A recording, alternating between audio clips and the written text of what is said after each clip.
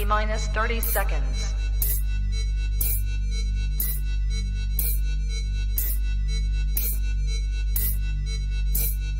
T-minus 20 seconds.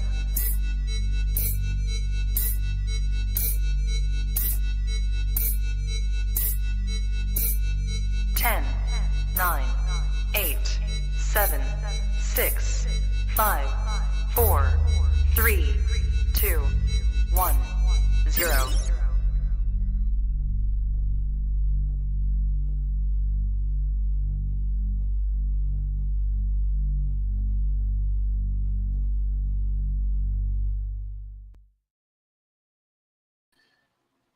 You are now tapped into the coolest reptile podcast in the world. Welcome to Trap Talk Reptile Podcast, episode 368. I'm your boy, MJ. What is good, everybody? I'm fresh after having my boy, my son. Shit, I'm a new father, man. What's good? I feel stoked. Energy's on a different level tonight. What can I say? But thank you so much for all the love and support. Everyone's been getting nonstop messages. This has been very, very overwhelming.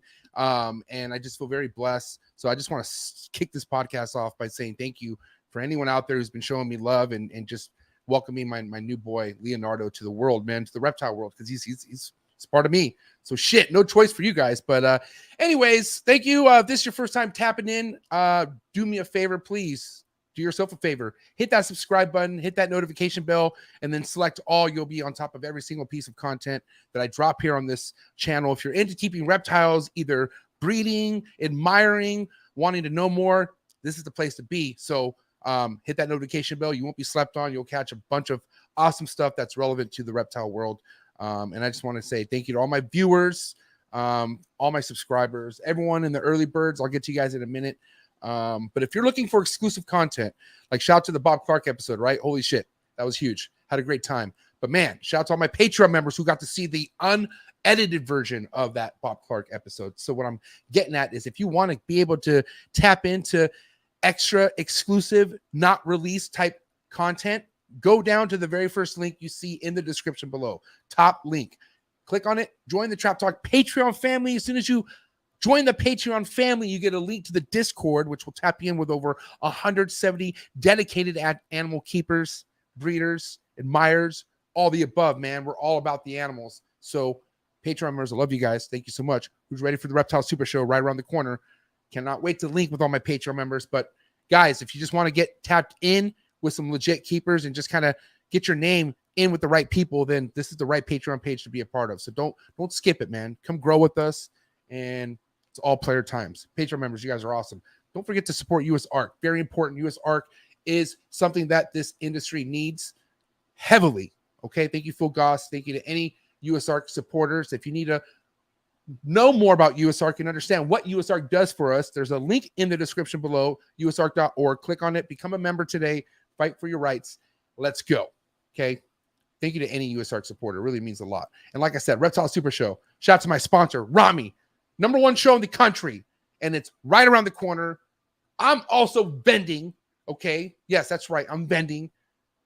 You can catch me at the Reptile Super Show, where I'll be also live from the Reptile Super Show on this channel. Got an epic episode in mind. But Rami, thank you so much for gathering such an awesome event.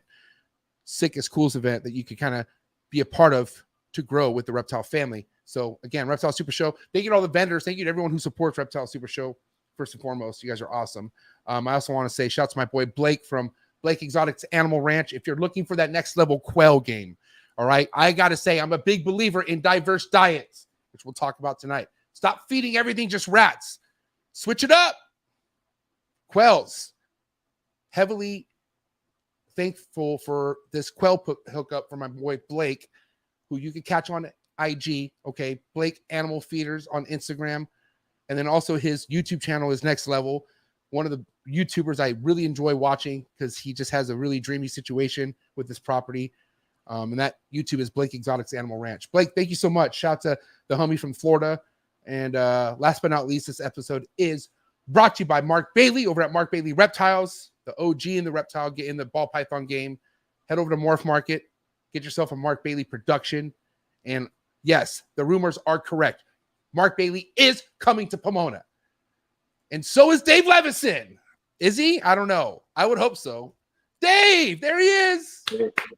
How's it going, man? Congratulations, by the way. Thank you, man. I appreciate it. Can't wait for you to meet him.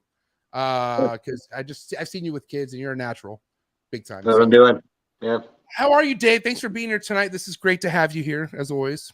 Good, man. Good. I'm excited to be here. As you know, when you first talked about having him on Monday, I tried to weasel my way into the conversation. I'm glad it got moved to Thursday because here I am. I mean, Thursdays is our nights, and that was kind of my like leverage to Dillon about wanting to bring someone on. But with all due respect, he did have a little L7 weenie with, I don't know who it is. We don't need to get to details, but someone in his ear saying, this MJ was going to set you up tonight. So I was like, you know what, Dave, as much as you're a part of anything that I do, I need to do this one solo. I don't want, and so you respected it. But either way, you switched to Thursday, and Dillon actually has no issue with you being a part of this, which is awesome. It's pretty good. It's going to be a great episode. So I think everyone should get the likes up right now if you haven't yet, because Dave's here first and foremost. So you already know it's going to be a great episode. People in the early birds, if you're in the live chats tonight, if you really want, first and foremost, I'm in such a great mood. Any super chats donated to US Arc tonight. Okay. So if you have a great topic, if you want to bring something to the table, if you want to make sure nothing gets left out, super chats do get priority. And yes, let's keep it very active in the live chats tonight. And I want to get right into it. I'm not gonna lie, I'm really excited. Dave, how do you feel about the possibility of you coming to a West Coast show? I know it's very hard for you at this time, but I want to know when it's possible so I could just look forward to it when I could see that Dave Levinson's coming to a super show. I don't know if it's gonna be this Pomona, but I'm gonna come out there in the next couple months. I'll take it. Listen, guys in the live chats, thank you so much. But do what you got to do to get your mind right. Stay hydrated. It's go time, Dave. You ready for this or what? Ready, buddy.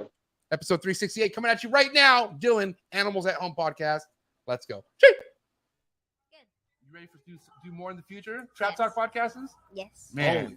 Only Trap Talk. Exclusive. Yes. Exclusive. Oh. So stop calling us. Rub the spot, get the club to pop. When I come up with the crop, gotta love it or not. I'm hot from the hop to the rub the spot, get the club to pop. When I come up with the rub the spot, get the club to pop. When I come up with the rub the spot, get the club to pop. When I come up with the rub the spot, get the club to pop. When I come up with everybody, we do it.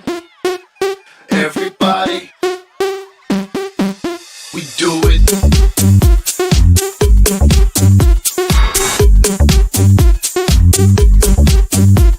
Do it.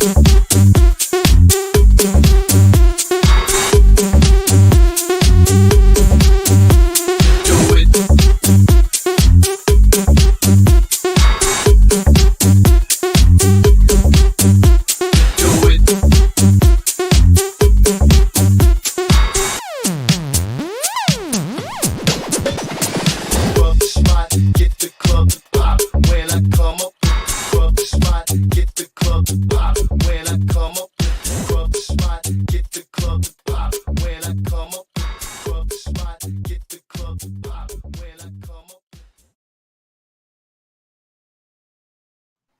Episode 368. We are live here with Dillon. What's up, buddy?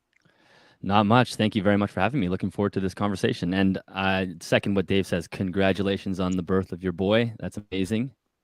And also, right back to you, Dillon. You're freshly in fatherhood, or do you have more than one kid? I can't remember. Oh, just one. Yeah, I'm 18 months in. Wow. So there you go, man. And Dave, where we at?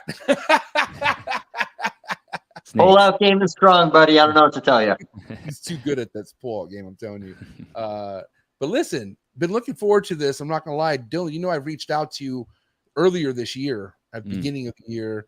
And I don't really like to hesitate on if I come across something that I feel is like inspiring in the reptile game, I want to get down to it.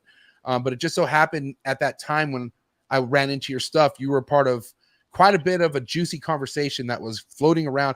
I would say almost to a viral point. I mean, hell, Antoine Hood, shout out to Antoine Hood, my buddy, High Desert Pythons. Not that you had anything to do with this, but I remember him kind of making fun of the whole the ball pythons getting a smaller brain in RHACS, and when he did some Photoshop with like a playground and shit like that, and then his Instagram got shut down or something like that. So it was just a wild time. And so excited to have you here. Before we kind of get into all the juicy stuff that the current event stuff and whatnot, I want to know kind of what got you to the point of wanting to not only keep animals the way you do, because I follow you. I'm a follower of your Instagram page. I see the dedication behind your husbandry. I see that keeping is the number one thing for you. It's not breeding. Correct me if I'm wrong. That's right. Yeah, correct. No breeding whatsoever. Nope, never bred. Okay. So, I mean, let's get into it. Like, this is something that's come since childhood. I'm assuming you've always had reptiles, or did it kind of come into later on as you were an adult? How did this all come about? Well, I've always been an animal lover from day one. I mean, I grew up on a farm in the country, so nice. Playing with frogs and mice and things. We had an in-ground pool where I lived, so you're constantly pulling creatures off the tarp because they would fall on top of the tarp. So in the morning you'd find things skittering across the tarp, and you'd catch them. The classic, keep them for a couple days and release them. I live in Manitoba, Canada, so we have that very large. I'm sure you guys have seen Dave Kaufman's videos of coming to the Narcissus snake pits here, where we have these giant breeding balls of garters. So there's garter snakes all around. So we'd catch those and whatnot. But I didn't start. I went through many different animals, fish, birds, whatnot. And I didn't really settle on reptiles until sort of 2006, 2007. And that's when I started keeping. So it's been, 16, 17 years or so. But I really didn't start taking it seriously till probably like 2015 or so. And and it just kind of snowballed from there. I started with some geckos and picked up a couple of boas. And I don't have a huge collection. I only have 6 animals behind me. And I think that's where it's going to stay for a long time. I don't plan on it growing. So yeah, that I kind of have the normal story. People, catching garter snakes outside, catching frogs, just being obsessed with wildlife. I really wanted to be. I was my entire life. I was a swimmer. I was a high level sort of competitive swimmer, and that's still my day job. Is I coach at the university, and cool. So if it were not for my swimming, I probably would have chased a career of something to do with animals. But swimming really, when you train 25 hours a week, you don't have a lot of time. And I just made the decision to dedicate most of my time to swimming. I still got a degree at university, but it was in anthropology, something that I'm not probably ever going to use. And so, yeah, I did think at one point I would go into an animal related career. And I guess I kind of am now with the podcast. But yeah, so that's sort of my background story. How old are you, Dillon? I'm 31. Oh, shit. So you're young. I mean, shit. I mean, you obviously could change lanes, but what's crazy is that you're a part of something you already really love. Like, I mean, man, I remember when I thought all I had was baseball, right? And I lost it. I thought, what the fuck am I going to do now? And I was really young at that age when things went left. But I can only imagine how like dedicated I would have been if I got to still be something that involved baseball or working with baseball, just anything passion in general. And that's why I was like, I think I was miserable when I was working for corporate America. Like when I was working for Verizon, I don't know. Mind you, let me correct that. I love the money. Like I made good money in sales and whatnot. But after a while, you know what I mean? That whole, it's funny that because I talk shit about this saying the whole money doesn't buy happiness. And I was like, that's bullshit. It does. Well, kind of, it depends how it comes into your life. I feel like, and I was getting that shit quick and just didn't respect it whatsoever at a young age. Until it got to a point where I had no really future into what I was doing because I wasn't passionate about nothing. I think, and then anyway, so it's cool to have that. I think that's kind of what makes you so like, I don't know, correct me if I'm wrong. I think right now, if someone dives into breeding, it's obviously money motivated. And I don't see a lot of people coming into breeding nowadays. And Dave, chop up on this if you ever want at any point. I'm saying I don't see anyone really coming into the hobby nowadays noticeably who's coming in to breed, maybe to hold back shit, like meaning like I don't want to sell any of it. Maybe people in the chondro game, but like my foundation is ball python game, and if you come into the ball python game, you're trying to make money. And so I mean, I think there are people out there that breed for the sake of breeding or for the maybe sake of preservation or just captivation of a specific species. But I do think, I mean, that's something that we could probably talk about tonight, is that there is that lure of making money with reptiles. And the problem with making money with reptiles is it's just extremely hard to make money in general. So making money in business as an entrepreneur is not an easy thing. And it can trick people, or can catch people out, I should say, with the sort of the premise that you can just jump into a business and, set yourself up to immediately make money. I think that's a dangerous place for us to be. I mean, we all know people who have lost their shirts with a starting a breeding project that didn't work out because of they were in it for the money first and not the passion.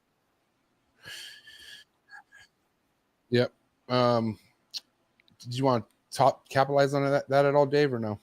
I'll touch on a little. I don't know. It's just such a tough. I mean, it's a weird subject sometimes. I just think there's so many different things about this hobby, and it all just kind of intertwines. The animals behind you were created more than likely by somebody, or they were pulled out of the wild by somebody. Yeah. I think everybody can coexist doing what we want from whatever angle we want. I kind of always say, I stay in my lane. If there's something going on I'm just not really feeling, I stay away from certain subjects. But, I do understand the argument. And, like we talked about, I was talking to Ryan a little bit, simply finding ways to improve on what we've done because, some of the things, and I tell this to a lot of people, it's such a young hobby.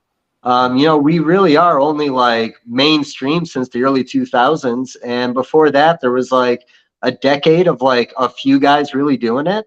And they did it quietly. So, to think that, I don't know. I think things are moving fast in this hobby, and I think this hobby's finding its way. And I don't think there's any reason why everybody couldn't have their way and be happy personally. But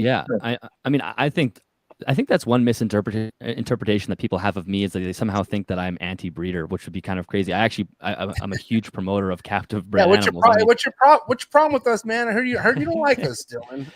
So I'm not. I think it's. We can get into the ethics of breeding and all that. I think Sure. there's a rich side of that conversation. But just to stay off the top, I have no issue with captive breeding. Of course I don't. I mean, that is the biggest thing I promote as far as I think most people should be getting captive bred animals unless you happen to specialize in a specific species, then maybe you can deal with wild caught. I think as responsible humans, we should try to reduce the amount of animals that are being pulled from the wild unnecessarily, and captive breeding is a huge part of that. And I think that I don't have any issue with someone getting into breeding for the fun of it. I think that's great. I think there's a ton of incredibly passionate breeders who are excited about working with reptiles that get sucked into lumps or sucked into species because everybody else is doing it when they could be using their resources to go investigate other species and unlock the recipes that are required to breed a species that not very many people are working with. I mean, I'm sure you guys talk about on the show all the time how when you walk through an expo, the diversity is relatively low. And I think we could redirect some of that enthusiasm and excitement for working and reproducing animals into more species. And I think as a whole, that would make the herpetoculture community look and feel stronger. Yeah, I think one thing too, to keep in consideration is, where MJ made the comment about people who might come into the hobby for the reasons of what can I make doing this. I think you guys probably know that those guys usually don't last very long. And some guys that come in with that idea realize, they came in with a love of the animal. They went after something they thought was going to be easy, make them money. Maybe it doesn't work out how they plan. A lot of those guys do stick around. They just venture off into passion projects then. But the shelf life of breeders is not super long in this hobby, I feel. And I feel like it's been that way for years. And I do think sometimes it's the unrealistic expectations coming in, not getting those goals right away. And, that's the biggest problem with partnerships too, unrealistic expectations on one side of a partnership sometimes. I have buddies I've done projects with in the past that when it came down to the nitty gritty, some reason we bumped heads, and I just don't think we should have, Yeah. I want to say something because I want to keep it 100 right now. What motivated me to even want to breed was the money. And that's because I came into this with people like, Miguel Garcia, Always Evolving Pythons. Like that was a piece of content that was like, I'm like, holy shit, this guy's living the life. And trust me, at that point in my life, I was so depressed. I was anything like that could get me out of what I was doing. And mind you, with my sales background, like that was my first like, ooh, I want to look into this. And then things start landing into my lap. And next thing you know, all these ball pythons I had became something that slowly turned into a diverse collection.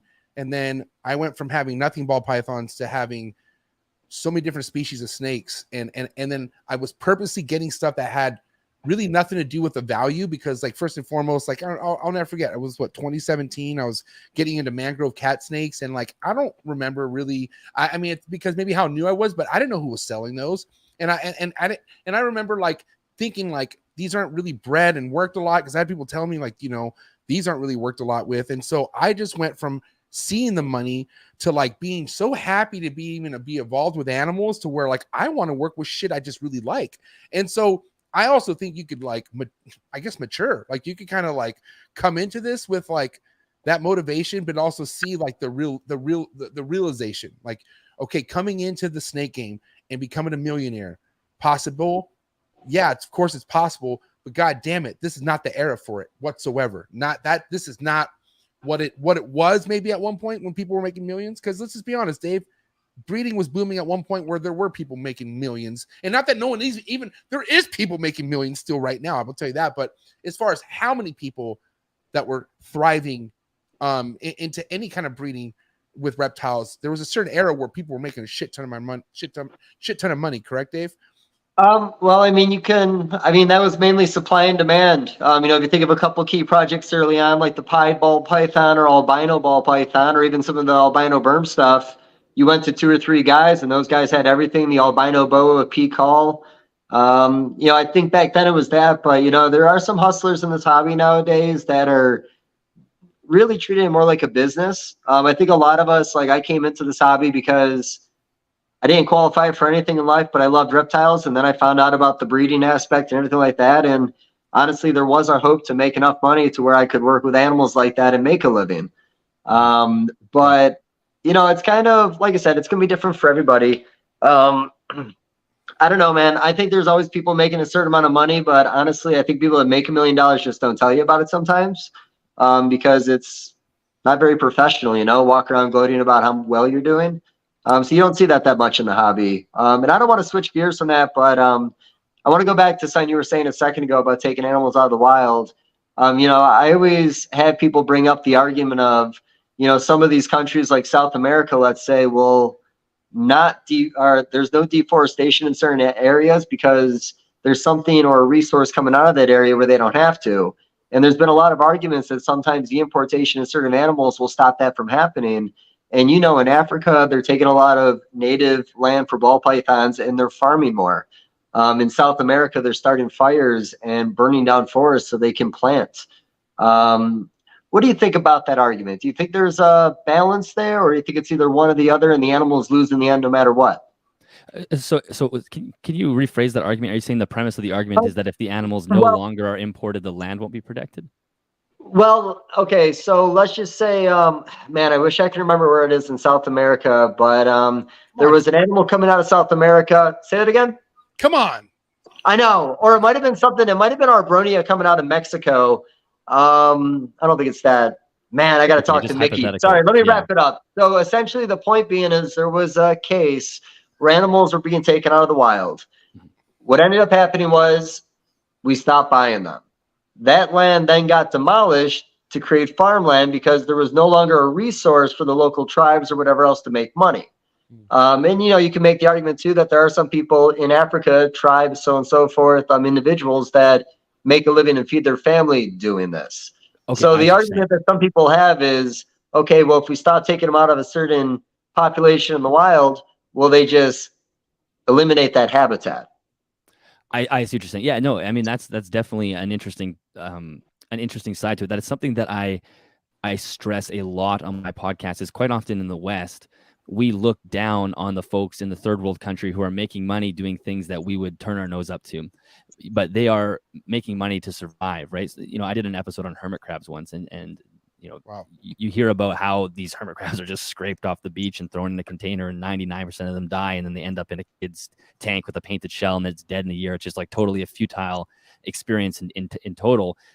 And it's sort of easy to blame the people who are picking them off the beach, but they're in a situation where their economy is at a place where you need to do anything to make money. So I think obviously there's nuance in this situation, and it would to me, if I was to analyze any situation, I would have to look at the population. Are we pulling too many out of the wild where we're actually going to deplete them? Because that would end up creating the same problem anyway, right? If you export so many animals out of the wild that there's no longer animals to export, those people who are making money off that end up in the same situation that they would end up, if we stop importing them to begin with. So there's obviously nuance. It really depends on the stability of the population. And I don't have an issue with some animals coming in. I have an issue with Chinese water dragons ending up in PetSmart, going home to an 11-year-old's birthday with an eye disease that's going to die. Those sort of things. It just doesn't make sense to me. Yeah, that's sort of the business side of the pet trade that I think, as a whole, we should really be trying to clean up. And I will say one thing that was like just as goddamn as eye-opening as why you would just stick to a weekly water change. Like, that never made sense to me. What never made sense to me is when I would bring certain big, and mind you, it's like I respect what they've done and what they are in the reptile industry, but certain big people who have supplied big chains like Petco and PetSmart and shit like that, which is like, for me, like I mean, like, we're feeding the enemy. You know what I mean? And that's how I would initially look at it. So I don't know how I could really correct that side of things, Dave, because I don't want to look at it like that. I know is there benefit selling to a Petco or a PetSmart as a breeder, Dave? I mean, the benefit to the breeder is a contract that has a certain amount of money attached to it at the end of the year, as long as they can keep up with the supply. I mean, that's the benefit of big customer. I meant benefit to the industry. I'm sorry. Benefit, is that a benefit to the industry, having contracts and you producing so many animals that just go to Petco and go to PetSmart, no matter what it is, like, Well, I mean, that could be the same argument with Tyson chicken. Should there be a Tyson chicken if they're buying from 50 different suppliers? Because that's what it takes for them to keep up with supply. So I do think it's more convenient for a big company to be able to go to just one person. And I think that's why they do it. Otherwise, you'd have to have multiple contracts you have to keep an eye on. I think that's why you have those one-on-one deals. I think it's maybe better off that way, in all honesty. You have more control over quality control and what you're getting in if you're not having to do quality control at 8 different locations. Does that make sense? It does. Thank you. Yeah. We can argue that. I'm all about it. I'm just saying, just based on me knowing the people in the game. Why do you want to argue, buddy? Well, listen, I don't know. I don't know why I went there. It's my fault. I got a little jittery. My bad. Fatherhood's changed me, man. I'm just kidding. It has. It has. Your head off. I'm just kidding. No, back to business. Listen, I want to know, Dillon, the point of you wanting to go from just to the way you keep to like putting it out there on YouTube. Like, what was the motivation of you wanting to start the YouTube channel, which, by the way, you do really well on. You definitely have a good niche, and which is hard to do in the reptile game because, like, everyone, for the most part, does almost the same piece of content in a sense. It's kind of like repetitive, but you have it in a way where it's yours, like you have your spin on things. And I just want to know how that came about. Well, I was really looking for something to do. Like I said, I had retired from swimming in 2016. So I went to Olympic trials in 2016. After that, I was done. That's when I finished. I was 24. And so there was this massive hole in my life as far as time. And I needed something to do. And so I just started to kind of play with, maybe I should write a blog. And actually, Animals at Home originally was just a website where I was just like writing stuff. And then it quickly kind of turned into me doing some DIY projects, and I did a couple of like, converting like cabinets into enclosures and whatnot, just the simple things like that. But then I hit a place where, and this was, 2017-ish. So if you guys remember, the Pet Tube was really starting to go. There you had some big names that were kind of popping off at that time. Yep. And I quickly realized that there's no way I want to play that game, because I don't want to feed content. Quite often you have to just get another animal, and then you do a video on the animal, you do a setup, and then you do an unboxing, and it's just like you have this vicious cycle. And I realized that I was not interested in having 40 animals in the spare room in my apartment. So the podcast just sort of came to me. Do you guys remember Herp Nation podcast? Herp Nation. Okay, so Dave remembers. It was great. It was Herp Nation was like, it had several different hosts, like Nick Mutton had a show. Vin Russo had a show. There was I forget who else. There was a bunch of just great reptile shows, and then it disappeared, and you can't even really find it anymore. You can't find like archived episodes or whatever. And so that's what sort of made me think, well, maybe I should do a podcast, because then I can create consistent content without having to go get new animals all the time. Right. And that's kind of how it started. And I was sort of terrified to do it. I felt very very imposter syndrome. I didn't know what I was doing really, and I just kind of ran with it. And that's the podcast originally started in 2018, and here we are 5 years later. Yeah. And it's crazy. You could have a YouTube for 5 years and still fucking just be shooting yourself in the goddamn foot, not doing certain things that you got to do to grow on YouTube. Like, YouTube's that platform where you have to drink the juice they give you. Like, if you don't use all the tools that are available, you almost just are just making content for your small little audience who just follows you. You know what I mean? Yeah. And I'm curious on, because I mean, you're just shy of 20,000 followers on or subscribers on YouTube. Was there a certain point where all those picked up? Like, did it seem like you got a lot of those at a certain point of the year or one or certain year or whatnot? I'm just curious on when the growth really started for you. I feel like the subscribers have just trickled in from the beginning, but I had a massive bump for the show in 2022, in the winter of 2022. So like March of 2022. I remember it because it was right when my son was born, and that's when I stopped making a podcast for like 3 or 4 weeks. I took 3 weeks off, and I thought, and just like you're saying, if you don't dance like YouTube wants you to dance, they're just going to destroy your channel. So I thought, this is going downhill. Like 3 weeks off is going to kill my channel. For whatever reason, the algorithm started picking up the content and putting it on people's homepages, and then ever since then, it's been, it went from getting like 10,000 views a month to 250,000 views a month over the kind of that span of the year. So it really like took off over the past, at this point, probably 15 months or so. And like I said, I don't think the subscribers ever spiked up. So people just come and tune in. They don't sub. I probably don't ask them to sub enough, but yeah. That's when YouTube really kind of took off. So that was already, almost 3.5 years into doing the show. Right. And is that motivated you at all to kind of turn that into a career maybe at some point if it does take off to a certain point, or do you just want to just keep it fun and keep it how it is? Well, I definitely the plan, I do make money off it now. I don't make a crazy amount of money, but I do make some, and I want to turn it into more, as we were talking kind of off air about, having building a legacy for your family. And that's sort of what I see as well. And I love coaching. Like coach swimming is not a job for me either. I get to go and work with kids or all the way up to Olympic athletes, and I love that. And obviously coaching is not a huge amount of pay, so I would love to supplement it with this. So I like doing both things, and I think I'll just continue to grow and see where this goes. Dave could be rich off YouTube if he fucking got his shit together. Like if Dave was to buy a computer. I don't even want to say sensational, but like if Dave was more techie, like if he came from more of a tech strong side of technology, I guess, fucking he would be top animal producer or creator, I think, right now. I don't know. Yeah, this is nice though. I like this. So I got 2 questions about you and what you do. What video did you do that got the most hits, and was everything else? Whoa, there he goes. Sorry, the first question was what? Can you repeat it because you cut out for just a second? Yeah. No. What video have you done that's got the most traffic? Like more views than anything else, just more engagements? So it'll be funny considering it's a reptile channel. It's the podcast I did about hermit crabs. So that video has like maybe 140, 150,000 views. And then there's a few right after it. I did an episode with Philip Leitz about Uromastyx. That's, well into the 100,000s. And then I did one with Dr. Francis Baines about lighting, which is up there as well. There's a few that are kind of in that 120 to 150, and they're kind of always trading back and forth. But right now it's the hermit crab one. Nice. The Philip one, it's kind of funny. When I used to do that Herp House Rock podcast with Ryan and Benjamin, we didn't really market, didn't advertise, didn't anything. He was one of the people we had on out of like 50 episodes that had like 1,400 views, and I was kind of surprised. But I love the conversation. I love his setup. I think he's a very unique character in the industry. Was that with Ryan or? Is it Phil? Am I mixing up people? Who does the swimming pool top? Is that Philip?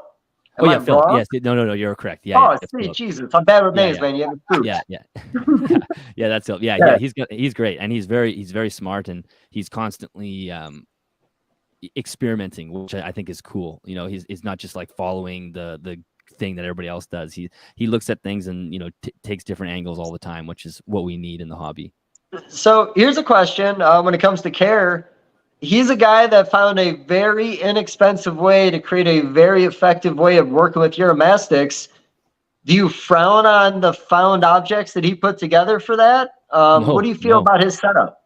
I think it's great. I mean, I love that. I think that to me is the future of breeding, because I understand the argument of the breeder, and the argument of the breeder is there's an economic side to it, and we're producing animals for people to buy, and you cannot have these enclosures behind me and produce animals at a rate that makes sense.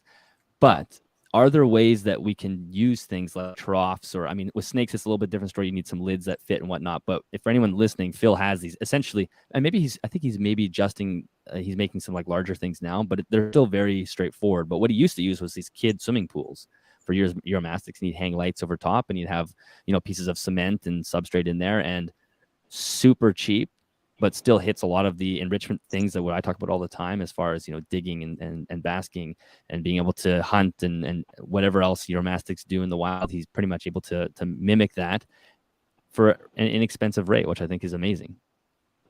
Yeah. No, I mean, like I said, I thought it was clever. When I saw his facility, when he showed us pictures, I was blown away. It was just like a little light came up above my head of just how dumb I was. I would have never thought about doing that. Yeah, I know. You walk past the pool in Walmart, it's probably like $15, and they're pretty big, and they got lots of space, so it's cool. Yep, $30 for the best enclosure ever for a Uromastic. Exactly. I like that. I gotta ask you, 6 reptiles you keep, or is it all snakes that you keep? No, I have one crested gecko, and then I have 2 just Central American boas, and a Brazilian rainbow boa, a Japanese rat snake, and a jungle carpet python. Okay, awesome. And obviously those are all in enclosures, just like what's behind you, correct? So every animal that you keep is behind you right now? That's right. Yeah, exactly. You can't see them all, but they're all in there. Yeah. And I'm curious on how much throughout, well, I want to say 2015 is when things kind of started becoming a foundation for you, right? How much have things evolved for your husbandry, lighting, stuff like that? Or is that stuff that you've always been on top of since the beginning? I'm curious. No, I wasn't on top of this stuff. When I started keeping snakes, they were in tubs, and that's how I started. And so as far as, I would say, the biggest changes has been lighting. I've invested a lot in lighting for all the animals, and just space, you know, larger enclosures with proper, you know, ability to climb and bask and those sort of things, and, you know, large water dishes for them to swim in and soak in. And those would definitely be some of the bigger changes I've made. And what's your choice of lighting? Like, what is it that you've you know, upgraded to as far as the standard that you like to stick to? I try my best to, and all my enclosures have what we call full spectrum lighting. So you're really trying to fill that entire light spectrum from the ultraviolet rays all the way to your infrared side. So I have a UV light on all of them, and then a visible LED lamp. So there's couple different brands. I use Arcadia Jungle Dawn as well as the Sun Blasters. And so that's your visible light. That's that really white, powerful light. I have live plants in all the enclosures, so you really need that. Without that, the plants are not going to do well. But it's also beneficial for the animals as well. And then the infrared side, halogen bulbs or just basking bulbs to get some of the heat in the enclosures. And then you're going to get that near infrared spectrum as well. Where are you at again? Remind me where you're from. Manitoba. So I'm essentially just straight above Minnesota. Got it. Okay. In the middle so of the continent. Yeah. You battle some brutal winters, obviously, I'm assuming, right? Yeah. It's like, you know, we have lots of stretches of in the -30s and -40s, and we'll get lots of snow. It gets cold here, and though summer's quite short, we have, like, you know, a 3-month summer, and then it's spring or fall. I'm not gonna lie, I don't think I've ever would consider going this ape shit with animals like I have if it wasn't for being in Southern California. I don't know how I would, like, because, like, think about how all the freak things that happen, right? Like, as far as generators not working or your power, like whatever, that type of thing, which I've heard already enough stories of that shit happening to people. I just don't think I'd want, I don't know, like, it'd be a whole different story, I feel like, demographically, if I was in a different place. You know what I mean? Yeah, like if you had the risk of power going out and losing animals. I mean, because the only time it's a problem here is when it gets too hot, right? Because where I'm from in San Diego, they don't fucking tell you, like, you know, it's unplanned outages. Unplanned outages, and they'll just say, they "Hey, load shed." Yeah, they'll be like, "We're shutting this part of the neighborhood off, and we hope we'll get it back by this time." And you're just like, "Oh, holy shit!" You know what I mean? And you know, I have a generator and whatnot, which I had dialed in for my old room. I never had to use it for this room. Could be a possibility, but it's just not much of a risk. Like, I have ways to keep this room with no AC, no power, where I could keep it at like 90, and I could get away with that for a couple hours. You know what I mean? Mm-hmm. But in a sense, like in a winter storm or some shit like that, or even in a place where it get way hotter than 90 or any, you know, it could just be different and more riskier in different places. And I hate tooting my goddamn horn because I love San Diego. I think San Diego's the goddamn best city on this goddamn planet. But mainly because 24-hour taco shops, and I can keep reptiles pretty easily here. You know what I mean? Yeah, And yeah. I have a fun time doing it. So I've been fortunate. Luckily, we never had massive power outages. I mean, luckily the hydro, or what we call hydro, it's hydroelectricity here. We have hydro dams that power our electrical grid in Manitoba, and we have a few massive electrical generating stations, and the power is quite cheap, and it's also very reliable. So we haven't had any major issues. But yeah, that's a good point. I mean, if I had 40 animals, I'd be freaking out.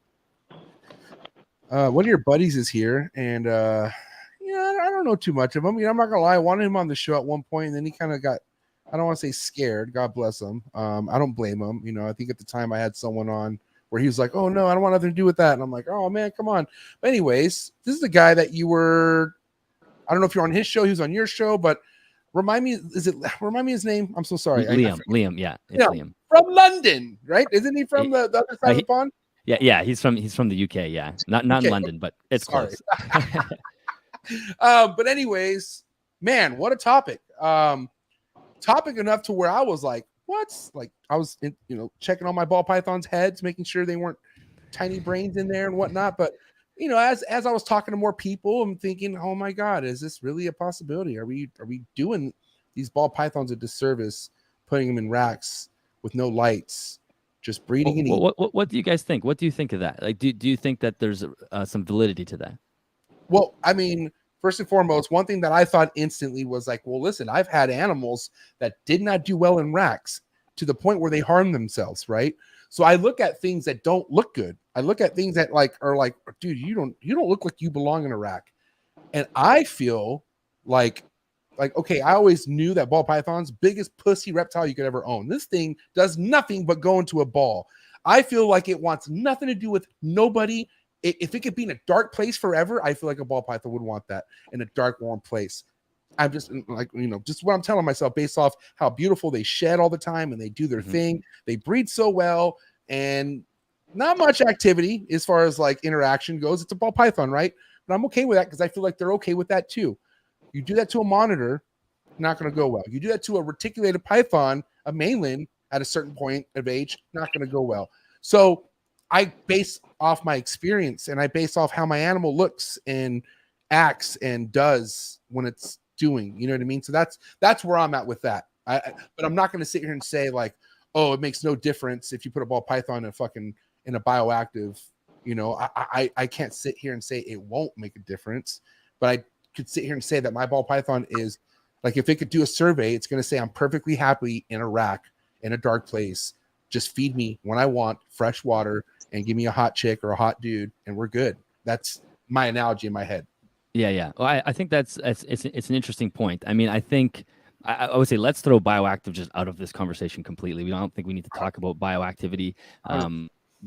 People can do bioactive stuff. I don't have any. Well, I guess my gecko's in a bioactive enclosure. I think lights are turning off back here, but You're good. That way we're not confusing the matter, because I think the question of enrichment, I think, is the real key to this puzzle. So the question is, if you could, because I think the argument that I hear from somebody that would keep in a dark rack would be that the animal does actually have everything it wants. And like you said, it's eating, it's drinking, and it's breeding. So the question is that actually how we should care for an animal? And you're going to learn this with your son. Are you going to give him everything that he wants all the time? Imagine if he was 4 years old and you allowed him to choose his menu. Things are going to hit the ditch quite quickly. And oh my God, you're right. I see like shit as a kid, so you're right. So the point is that inducing some stress into an animal's life is actually a good thing. And humans do this all the time. Did you go to the jiu-jitsu this morning? Yes. Did I? Yes. Okay. So why do you do that? Oh, because it calms me down. And why do you think it calms you down? Because I have no energy. I'm just you haven't slept in 3 days. Yeah, I mean, no, but really the reason why I'm so dedicated to jiu-jitsu is because like I do feel like I have wound up energy to where if I don't do something with it, I become like cluttered fuck in my head. So it's almost like that, I'm a big Joe Rogan fan, but he's always talking about like challenge yourself. Like if you do something super challenging, the very first start of your fucking day, the day becomes just a lot easier. So I'm just noticing that if that jiu-jitsu, every time I do jiu-jitsu in the morning, whatever day's gonna be like, I'm fucking ready for it, and also because I work at home and I do my thing and whatever, I can take a nap whenever the fuck I want. If I go to jiu-jitsu for some reason, I don't want to take that nap like that. It's like my energy lasts longer during the day, which is just I've noticed. So yeah, well, there's a totally different hormetic response that you'll have throughout the day when you do something like that. You know, like Joe talks about the cold shower or working out, getting the body pumping and the blood pumping. That is stress that you're putting on your body, which is giving you a benefit. Just like when I go work out, you know, on the other side of this wall is a gym, and I'll work out in there. We have weight systems, and obviously I was an athlete for a long time. Right. That is inducing stress for a good reason. You can also induce stress by doing difficult things with your mind, right? Reading something difficult or solving a difficult problem. And my premise is that that is not unique to Homo sapiens. It's also, we know that because you have a dog, you play with your dog, you take your dog for runs. If you have birds, you let them fly. If you have fish, you let them swim. And I think the idea that something like a snake or a ball python, if we want to use ball pythons, shouldn't have access to challenges throughout its day, I think is incorrect. Like that is my opinion, that we do need to challenge those animals in a way where they are going to work out, exercise their minds and their bodies, which will end up giving them a longer health span, which is the lifespan of, you know, of healthy living. And I think as keepers, that needs to be our number one goal at all the time. The whole time is making sure that these animals live long, healthy lives. I want to say what you just said right now just connected big time on why I love monitors so much, because a monitor is something that just that you don't fucking, for instance, you don't do maintenance on a monitor and say, see you in a week. And that ain't happening. Monitor, for how I look at a monitor or my monitors, it's an everyday thing. Every day there's something that they need. And it even comes down to feeding. One thing I love that I can offer my monitors are these fucking awesome, sick, big grasshoppers. Because obviously it's not a rodent. It's something less than what you typically feed them. But dude, seeing them chase and jump all over the enclosure, that type of stuff.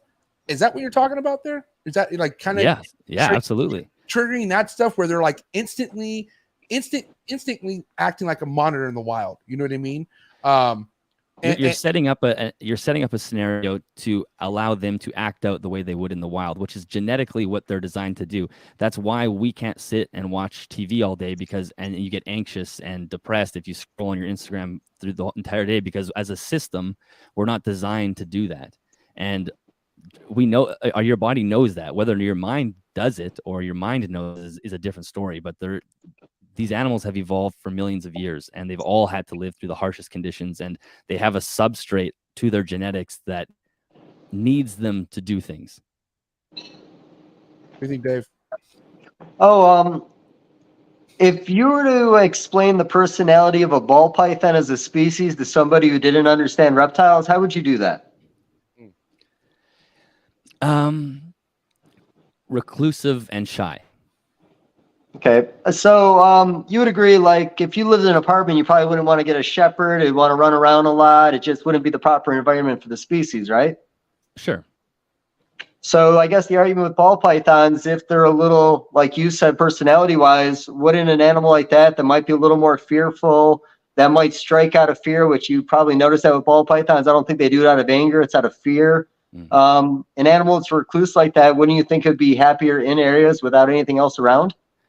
It might be happier, if we can use the word happier, but are we challenging that being to the state where it's going to be healthier? And I think that's the point, where if you wanted a smaller dog in a smaller apartment, that makes sense. But there's still something about that dog's life that you are enriching in a way that's beyond just the basic needs of its biological needs, eating, drinking, and breeding. Well, what if genetically they're programmed to be afraid of predators, and that's just in their DNA? And, the argument, because, I was kind of, I was really curious on the science or some of the experiments that kind of got you guys to that, because, when I heard about the study being about ball pythons, I thought, man, I could think of so many other species I would have done that with other than a ball python. Here's a question.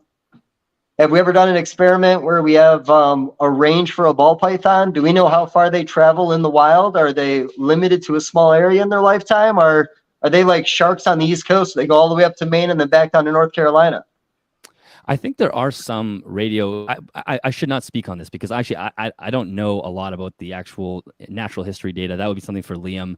I don't even necessarily enjoy talking about the actual science of people boots on the ground in Africa. To me, the important thing. Okay, let's just go with the premise of the animal's very shy and it's scared of predators.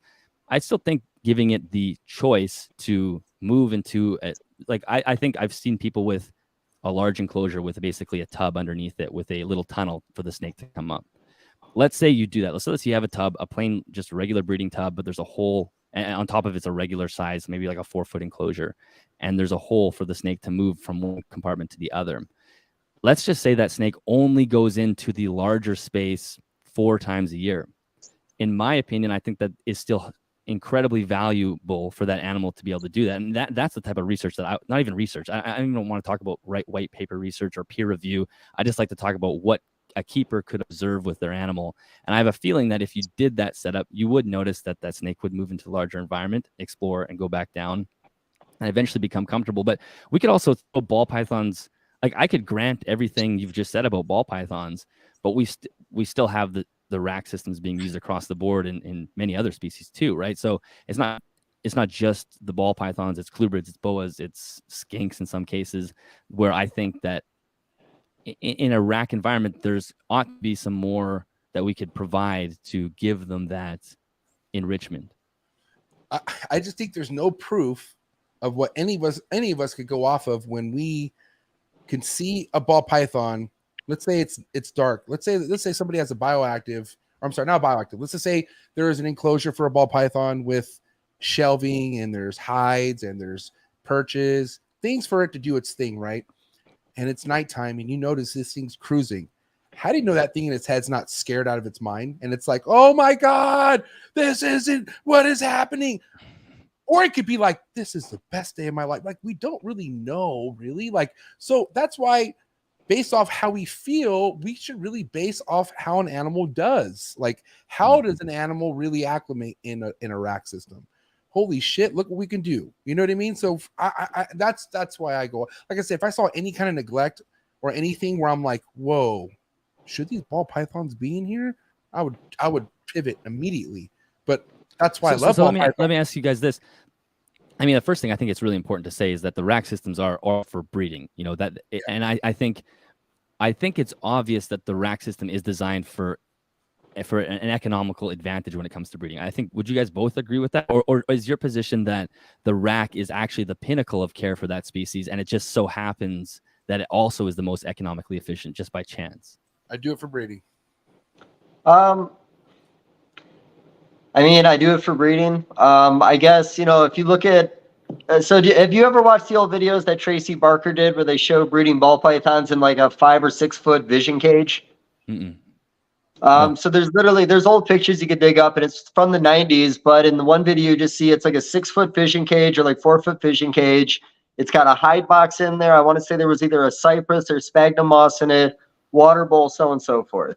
And then after that, the Freedom Breeder RHACS came out. People were building melamine RHACS at home, and it seems like the species transitioned into that. Now, I don't know if it was economic or if it was they tried in those larger enclosures and it didn't work for them. I'd have to ask Tracy directly.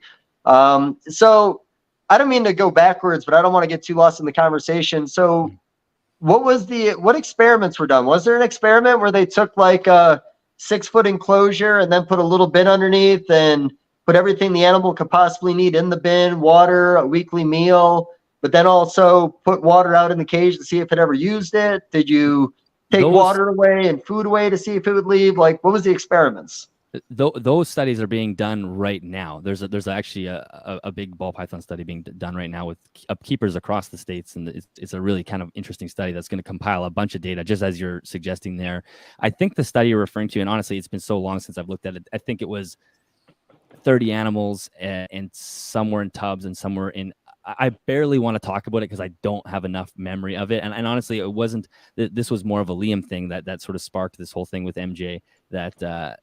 Liam did a bunch of podcasts on it, just about, or a bunch of videos about that were sparked by talking about the atrophy of the brain in an environment with lack of stimulus. So there are some really interesting things being done right now in the same vein as that you were just suggesting, as far as, giving different options and creating those different environments. So I think in the next year or so, maybe a little bit more, we could have some really interesting data for just, the amazing thing now with technology is cameras are super cheap. So there's a lot of people using nighttime cameras just to see what these animals are doing. Are they pacing back and forth? MJ, you talked about how can you tell it's hard to read the body language of the snake, and actually you can read the body language of the snake. It just takes practice, and there are certain things like there's certain stereotypies that you can notice if an animal is stressed. No. Body language I could read. I get the body language. I said the mind. How do we know what it's actually thinking? Like, how do we know what the thoughts are in that snake's head? Yeah, that's not. Yeah, I totally, bro. Body language, of course. Like I pay attention to all that stuff. It's more like how can we put ourselves in that snake's mind? We can't. We really can't. And we can base off things of what we look at. Like some of us look at a snake exploring the enclosure as like, oh wow, look at that, glorious. It's using every inch. But what if on the flip side, that snake is freaking the fuck out, saying, why is it so bright in here? I can't hide. Nothing feels right. That type of thing. They're just, when it comes to like actually thinking what's happening in that snake's mind, we have no proof of that. Because we're not, I don't know. That's where what, Dave? Well, no, because I really love this, by the way. So here's a 20-year experiment I can tell you about. So selling ball pythons, it's not uncommon to get the phone call, my snake's not eating. And as a ball python breeder or somebody who's worked with the species, I have two questions every time. Is there a light on the enclosure? How big is your enclosure? If there's a blinding light on the top, a lot of times I suggest to turn it off, and a lot of times that'll do the trick and they'll eat. If they tell me they put a baby ball python in a 55-gallon aquarium, a lot of times we'll suggest a feeding bin, maybe let's say 6 quarts. And a lot of times you never hear back again. It works. So there's proof kind of that lighting will affect the feeding habits and could kill the animal if you don't eliminate it. And also creating a smaller environment for the animal gave it more confidence to want to eat. And now this is me selfishly talking too long here. Now, my perspective is this on ball pythons. I do think it's a very scared species. I do think they're, like you said, recluses in a sense. I hope that's exactly what you said. I find that a lot of times, like the frozen thawed conversation comes out, why won't my snake eat frozen thawed? And I always say, think about being something that's scared, uncomfortable in an environment. It's got a prey item this big, and then you're standing over it doing one of these, wiggling your arms hoping it's going to take a meal. Yeah. And maybe there's a reason it takes it when you're not there, because maybe in its eyes you're a predator, and why would it take a meal and make itself defenseless? So, when you talk about, what is the animal thinking? Are we limiting its brain capacity by keeping these small areas? There's a lot of reasons I think why we got here, and we found that it's good for the animal because they tend to thrive in these environments, and these tips are typically put in a smaller environment, make it more confident. So, I guess my argument is just, again, there was so many species to go after. A very inactive species like this, I would have picked something a little more exciting. And that makes me sound like a dick, but I think there's a lot of reasons why we keep them this way, and I think it was trial and error over years. Well, I totally understand your point. I mean, it would be, that's where this discussion is interesting, right? Like if I granted the ball python point, we could also carry the exact same lack of enrichment issue over to all the other species that we also keep in the same, like the premise with the termite mound situation is the premise behind the dark space, the quiet, small, cramped space for a ball python. But we transfer it over to so many other species. And I think to talk, the point that you're making about the lighting and whatnot, I think is really important. And this was sort of the conversation that MJ had with Kayla, was there are so many poor care standards when it comes to people keeping pets, right? You have the fish tank, like the tin foil on the thing, the light just blasting down, drying it out. And so I think a lot of times breeders, there's almost there's the breeders, and then there's the people who have bought a pet without doing the research, and then there's the people who are trying to provide enrichment in a safe and reasonable way. And I think that's the message that I try to promote. I think that, as you guys had mentioned, the RHACS are something that you use for breeding. So I think there's some bridges to be made here. And especially, I do see all those horrible care standards from people that don't know what they're doing, and they think that the red lamp on full blast is what you need for a ball python, and then their snake doesn't eat, and then we end up in the same situation. And that's where, you know, you can get a snake to eat again on a tub. And I think, like, raising hatchlings in tubs, quarantines in tubs is great. Brewmating in tubs. I think there's so many different ways and reasons you could use a rack system as well. Like, I'm not totally anti-rack, but I think in general, I think that there are ways that we could enrich those lives. And I do think that living in a stimulus-less environment will have an impact over time. And I'm only stating that is because it happens to be the case with every other animal we've studied, you know. And I guess you could say that ball pythons really don't want any stimulus, but that would be an extraordinary claim in many cases. And so the point is not to blast them with stimulus to make them not eat, to bring them back to the enclosure. The thing is how can is there anything that we can do to add some form of enrichment into those environments to help the animal? So MJ, you had mentioned that, yeah, you use the tubs for breeding.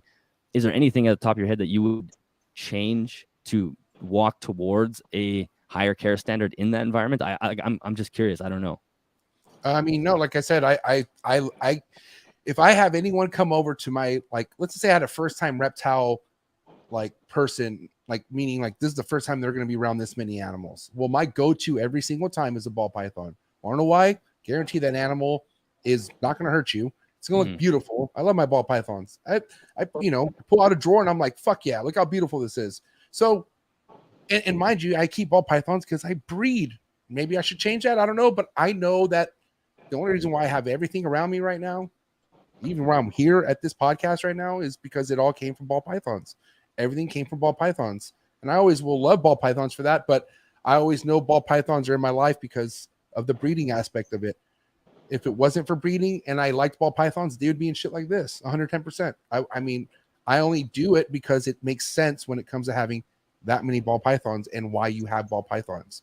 So I think if you're into breeding ball pythons, freedom breeder, baby. That's just my go-to. I don't and I'm not saying I don't know.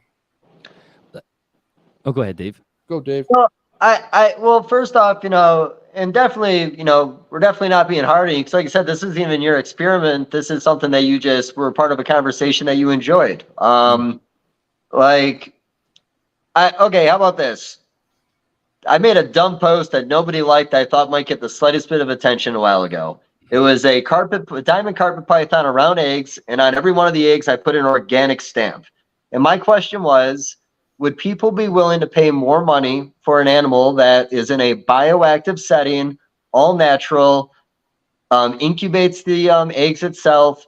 You just need to pay this much more. The same as if you buy eggs from the grocery store. Do you think that's a standard that people would be willing to pay more money for a organically bred ball python? I don't know. I really have no idea. I mean, it could, you have people who pay for things more expensively who would be interested in it, but you also have people who would just get the cheapest animal available, right? But I think that's why the ethical question supersedes all of the economic questions, right? The question is it actually okay for us to keep the animals this way? Is there anything in this scenario that can be done better in order to increase the welfare of the animal we're talking about? And then underneath that comes, what do people pay for? You know, are people willing to pay different prices? I think we can almost erase that entire side of the conversation because we need to start with the foundation of the ethical side. So, I mean, do you guys believe that the way, like, let's use the freedom breeder rack, for example, right now, is that the pinnacle? Like, do you guys think that piece of equipment will evolve at all in, let's say, the next 10 years? I think at some point UVV lighting and shit like that should be implemented, or could be, like, you know, that I don't see how that isn't a possibility, where if we could put a strip of heat for the animal, why can't we put a strip of light? And I would hope, I mean, shit, I would invest in that for sure, 110%. Yeah, no, I actually agree with that too, because that's, you know, one of the conversations I had with Ryan McFay with VivTech was, you know, compared to creating a completely new way of doing it, why not find new products to adapt to the way we're doing it now? You know, you bring up blue tongues. You know, I'm guilty, man. I started in RHACS systems. All the Australians told me to do it that way. A couple of the breeders that turned me on, they bred them in RHACS systems. There was a little explosion. We started doing well and making more on them. So we immediately bought better rack systems, windows on the front. We have a lighting cycle in the room. And as great as all that is, I would still love an LED strip of some kind inside the rack system. Yeah. So, getting caught in bad ways sometimes. Like, do you know Don Patterson, a breeder in Canada? Yes. Yeah. I know who he is. Yeah. So we breed our skinks in December, January, February. He has his animals outside for even just a few hours a day in cages to take in all that UV after they've bred. And he gets good, strong babies. And I generally believe that has a lot to do with it. I do think there's always ways of finding how to improve on what we're doing. I think two issues with the rack system is, we went from the standard being CB70, and then we came out with the one that's the length of a CB70, but much more narrow. And people praise those racks right away. They're like, wow, my animal's eating better in here. Something about the sides touching that animal on 3 different areas. They claim the animals eat better. And I do have a lot of animals. I've used those tubs and they do thrive in those tubs. Mm-hmm. I do believe that we should give them what they need depending on what it is. But again, with a ball python, again, a recluse, a scared animal. I don't even know what their predators look like in Africa, but I'm sure there's a lot of them. I don't think there should be any frowning on keeping them in these small environments until you cannot maintain the small environments. I think that is the tipping point, in my opinion. Talking to Graziani a few years back, he has a female ball python that he's had for 27 years, and he's kept him, I want to say, kept her in a CB70. And he doesn't even use chemicals for cleanup. He sprays water and wipes everything down and likes a little bit of bacteria left behind. That animal has thrived in that environment, and I believe he actually bred it last year because he wanted to breed it to the very first pastel that ever came in the country, because that was the first pairing he ever did, that original pastel to that original female. So he's found that in that environment done his way, these animals are clearly going into their 30s. I don't know if the argument is size of the tub and stimulation, but can you maintain that animal in that size tub when it comes to care? I mean, yeah, there's no question that you can care for a ball python in that state for a very long time. They're very rugged. I mean, I think that's what I love about this conversation is quite often I get sort of pinned against these where I need to be anti everything. I think it's really important to know or to let people know that if you keep in tubs, I don't hate you. I think quite often the internet takes everything to like this high standard. And you had mentioned that the reason I say that is because you talked about the skinks and kind of holding up your hands. And I don't want to be this moral arbiter of the reptile hobby at all. And I've had a lot of rack keepers who listen to my show and are very interested in it and do things to push their standard of care because the concept of progression is so exciting to everybody. So yeah, maybe I have no question that you could have a ball python live a long time in a tub. I would never argue that, but maybe as you guys had just listed some great ideas as far as how can we take that system and make it a little bit better and a little bit better. We don't want to stagnate on this one concept of keeping an animal in a tub because I mean, how small can you make a tub? Eventually that you ran out of, it's just the size of the snake and and the game is over. We know why snakes are comfortable when they have, all 3 sides touching, right? They're very touch sensitive animals, especially if they're reclusive and shy. They like that. So that's a really good piece of data to know. Can we incorporate it into something that allows them to exercise at some point during the day? Maybe. I'm never going to do that because I probably won't ever keep a ball python, but I hope that people listening to this might go, hey, maybe one day I'll try that. Maybe I'll, have a small tub inside a slightly larger tub that allows them to get some exercise. And I think that would be a benefit, sliding forward. I have something to say. Go for it. I think this is going to be a great example here. Only because we have 2 snakes, 2 completely different personalities, I feel like. I've bred ball pythons and I bred super dwarf retics. Okay. Retics obviously come out a lot more bigger and hardier than a ball python. But what you do with the retic once it comes out, at least what the pros and the people I look up to in the retic community has told me, is obviously you put it in the same thing you would a baby ball python, 6-quart tub, something small, confined, get a couple meals in it, and goddamn, you could put that retic in almost anything. I've seen it. A couple meals, you could put that fucking tiny ass snake in something that obviously the temperatures are locked in, hides, options for this retic. You will see that a retic will thrive in fucking something that we're talking about here, right? But ball pythons are known of being funny feeders or eaters to where they can shut off almost over anything. I know for a fact, I can't say a fact, I don't want to be that, but I know very confidently that after 3-4 meals for a tiny ball python, you put that thing in a fucking 4x2, it ain't gonna eat. I would like to see an experiment on that. That'd be cool. If you could show me a baby ball python could go for maybe just, or even a first meal out of a 4x2 or something that extravagant.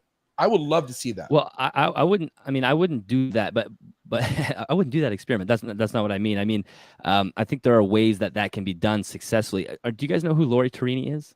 Yes. Okay, so Lori is an incredible person. She's brilliant, and she target trains all her snakes. She's got like 70 or 80 snakes, or maybe she's got, I don't even know. She's got a ton, and she target trains her ball pythons. Her ball pythons follow target and they eat.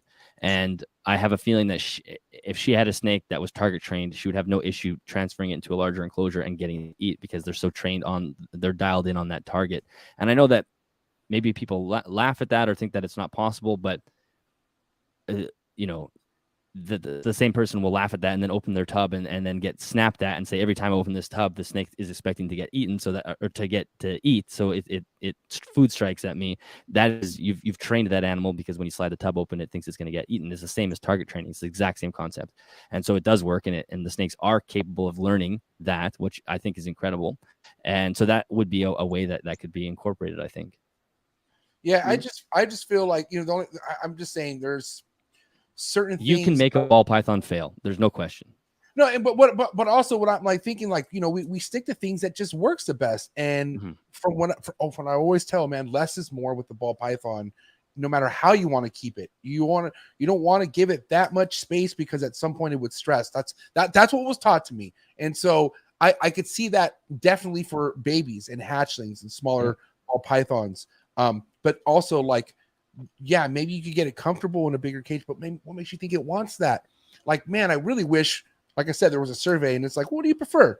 Freedom breeder rack or potho plants, perches, multiple UVB lighting from VivTech. Shout to VivTech. But like, man, I don't know. Like, if I had to put my money on it, like, I call me crazy. If I had to put my money on it, I feel like if a fucking snake could talk or write something down, it would say, keep me in a goddamn freedom breeder and don't talk to me, just don't touch me, feed me, and let's, you know, mate. But that's it. I'm just very confident on that.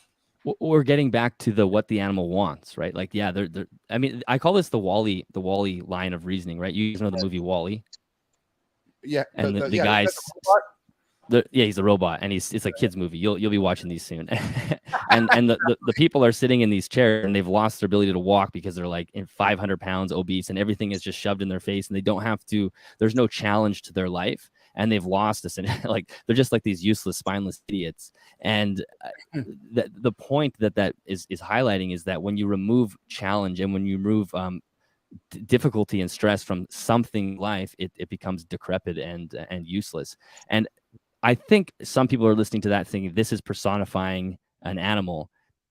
I personally don't think it is, because this is a biological system that's designed to move, and it has to contract its muscles. It has, you know, a hormone response, and it has everything that pretty much every other animal has as far as how these bodies move. And there's no question that these are reclusive animals that like small, dark, cramped spaces. The position I'm trying to raise is there anything we can do to add something to that snake's environment to allow it to induce some positive stress in its life? So, and that's also, so the problem is, you know, with all these conversations is, these are all opinions. You know, my opinion, your opinion. So, you know, how about this?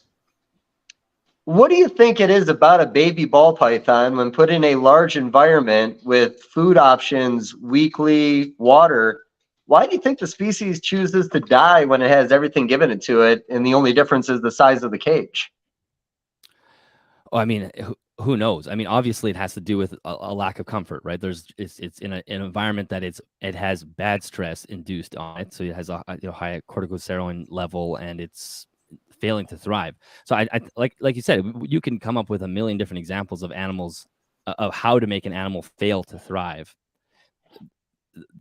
and I guess you could say it's opinion, but I do believe, and I think that there's enough evidence to support the fact that being in a stimulusless environment is not a positive. And as we'd already mentioned, the RHACS system is an economical tool. So we've already admitted to the fact that we've actually downgraded the standard just a little bit or to a lot, to an extent, depending on your opinion, to make sure that we're making money still, which is okay. I'm not saying people shouldn't make money breeding snakes. That's totally fine. But there is an admission there of a reduced welfare. And I think if the RHACS system could slowly evolve to something with more enrichment, I don't think that would be a bad thing. Maybe, like you said, maybe ball pythons, that's not the case. Maybe that'll never be the case for ball pythons. I could grant you guys that. I don't keep ball pythons. I don't know enough about them. But I think in general, this concept of the economical rack has just permeated the entire hobby to an extent where it is being overutilized for way too many species that we know that climb and are very active and diurnal and fast and quick. And we're now in a state where the barrier to entry to get into breeding animals is quite low because you can just jump in and get a rack. And I think that without question, there are animals that would do better outside of those environments. And, you know, whether or not we want to continue talking about ball pythons, I'm not sure if we'll get anywhere in that scenario, but that's my opinion. What about hog noses?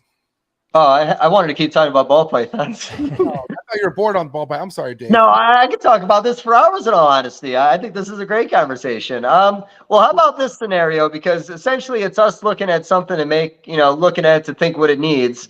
Imagine if an alien looked down at us, walking down the street, staring at our phone all day, missing everything about our lives because we're glued to a screen. You think they'd be like, you know what we need to do? Take these phones away so they could actually appreciate what's around them? Like, is that an assumption they should make looking at us? Or are we living our best life staring at this phone all day? We want to bring up aliens right now, man. It's kind of like, fuck, there's some weird shit happening, buddy. I mean, it's kind of an alien week, man. I mean, let's embrace it. Here's the thing. It's just my point being is we're looking at something and we're saying this animal has to want more because I want more. You know what I mean? Like, I'm not saying that the care of these animals should be limited to the bare minimal, but I just would hate to ignore certain things that benefit the animal because we think, God, how could they enjoy that? Yes, I mean, your example is actually the point that I was making, right? I mean, if an animal or an alien looked at us staring at our phones, they might think that that's the happiest they could be. But in reality, it's what we want because we're getting these dopamine hits scrolling through the Instagram, and we're stuck in this loop of wanting something that's actually not allowing us to enjoy our life. And that is actually the point that I'm making in the rack, that they do have everything they need. They are in an environment where they will continue to eat, breed, and drink, but there's no challenge there. And I completely agree with you. I don't want to change what works with ball pythons. I would just love to see that incorporated into a larger system that allows an animal more choice, more space, and even maybe some exposure to light. I mean, we know that we don't have to talk about UV, but something as important as infrared. There are many studies with how beneficial that is for not just humans, but animals across the board. I mean, it's used in vet clinics all the time for healing and increasing blood flow and whatnot. So I think we can take what works. We don't have to blow it out and say, like, we're done with tubs. You know, we're putting our snakes in these exposed environments. That can be incorporated into something greater, I think. Yeah. Well, like I mentioned, because, we had like 2 messages before we got on here today. I'm not opposed to improving on things. I think as we go, we learn, and that's why I just said that the ball python, it was such a weird topic, or a weird species to pick for this. And here's the thing. So, do you think regulation is what the hobby needs? So everything is all equal, done the same way? Like, Europe, there's regulations on the size of your cages. In Australia, there's a license that has 4 levels to it. Level 1, you keep this species, prove you can do it, then you graduate to level 2, and then after level 2 you can go to 3 or 4. Larger constrictors, venomous. Like when we talk about these things of like upping our standards, how do we do that as a community? Because you remember in the beginning, man, we all got to do our thing, and it's the hobby. We all have our own little corner of it that makes us happy, but how do we all coexist and all stay happy? Well, I think, I mean, you've asked the $1 million question. The regulation question is an interesting one, and I have no idea what to. I don't know what the answer is. 'Cause me personally, as a person who I am outside of the reptile or outside the reptile world, I am very opposed to over legislation and over bureaucracy, like an environment that has tons of red tape and government controlling everything. I know that doesn't work. I live in Canada, which is a very heavily socialist country, so we see how things that are marketed well don't actually work that well. So I'm used to red tape, and I don't think the government is capable of actually regulating herpetoculture community in a way that would be beneficial. But to answer your question, how do we move forward as a community? I think the first thing is, I think the answer to that question is, how do we move forward as a community, is we actually need to sell our benefit to non-reptile keepers, which it sounds like a little bit of an opposite predicament. It's like, well, now I got to tell people who don't keep snakes why keeping snakes is important. Well, we actually do, because the people who don't keep snakes outnumber us 1,000 to 1, or I don't know, it's got to be a ton, right? Most people don't keep reptiles. We happen to be a niche, small community. So how do we present ourselves in a way where outsiders look at us and go, wow, those people actually are, they're incredibly passionate about these animals. They love their animals. They understand where they come from in the world. They understand their status as far as extinction, or what's the word I'm looking for? Almost extinct. What's endangered? And Oh, there you go. Yeah. So we want if we create a community where people that aren't keeping reptiles look at us as a positive force in the community, then I think that goes a long way. We don't want people to think these guys are weird. They have all their snakes in their basin. We don't really like them. They're getting out all the time. They're eating cats, which doesn't happen, but obviously people think it happens. But if the opposite example is like, whoa, this guy keeps snakes, he actually is teaching young kids about these animals and where they come from in the wild and how important they are for the ecosystem. That is the type of message we want to convey to other people. And I something that I do on my channel, which I think is so crucial, is actually supporting conservation, and not just by owning animals and saying that's conservation. I donate money to conservation because I think it's really important that we who keep animals from these locations in the world are also doing something to protect that area. So I have a connection with the Amazon Rainforest Conservancy, which I make donations to on a sort of a quarterly basis, just to make sure that, I'm trying to kind of close that loop in some way. So to answer your question, I think it's being a force of good in the community and recognized by the outsiders. So, and again, compromise is everything. What if there was a tax for reptile breeding or breeding of any animal, and that tax went into conservation, and it's an equal amount from every breeder? If you're bigger, of course, you're gonna have to pay more, but maybe there's a tax that goes to a good thing. I mean, I think there's definitely potential for something like that. I mean, I do think that there's a lot of leverage as far as how much money I think we're kind of leaving on the table with that sort of thing. I really think that if $5 for every animal was donated to, I think a great example would be if you breed a species of animal that lives from a certain area, can you add 5% fee to the animals that you sell and that you donate to a charity that has boots on the ground in that area? I think that's great. Can we legislate that across the board to force people to do that? I don't know. I mean, I don't breed, I don't sell. You would probably have a better idea if that's something that could even be implemented. I don't know. Well, we could look at USARC as a whole. We put all our money into that because, our back's against the wall. The government feels like they're always coming after something new, something they want to regulate. So we're forced to put our animals in defending what we do. And, when you talked about size of like hobby or like reptiles in general, if you look up the statistics on animal growth when it comes to pets, snakes and reptiles, amphibians are actually the fastest growing every year, and it's been that way for almost a decade. So the most expansion is actually happening in this hobby. And, this hobby, where at one point it was big in the United States, it's now worldwide. Yeah. So I do think it getting bigger is going to change things like we're talking now. And again, because the hobby is growing the way it is, assholes like us can go on a podcast and have conversations and people want to hear about it. Whoa, yeah. Hey, guy. Well, I was looking at him when I said it. I wasn't looking at you. I'm sorry. I was engaging him. I'm just kidding, bro. Everyone knows. No, I mean, I think growth is great. I think there's nothing wrong with that. The more minds working on this project, the better. Yeah. Well, I guess last thing, and then I know MJ's ready to move on.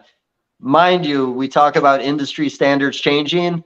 The Freedom Breeder rack is the industry standard right now. A stainless steel, well ventilated, or heated tub, everything you need. Sorry, wow, look at that, man.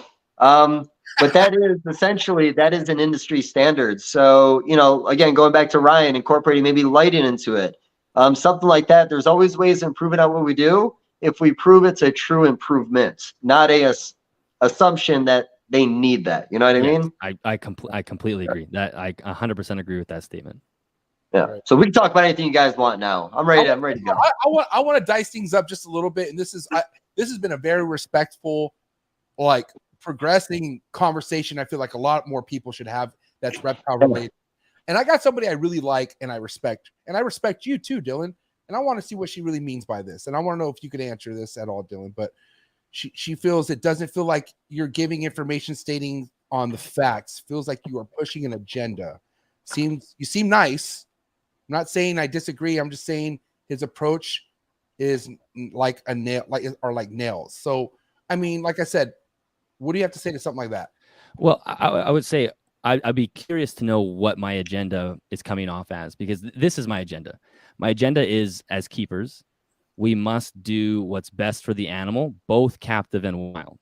I think that is crucial. I think that is the ethical question at the end of the day. Is it ethical to keep animals in a box? That's the first question. And that's the question that I seek to answer from day one. That's what the premise of the entire podcast is.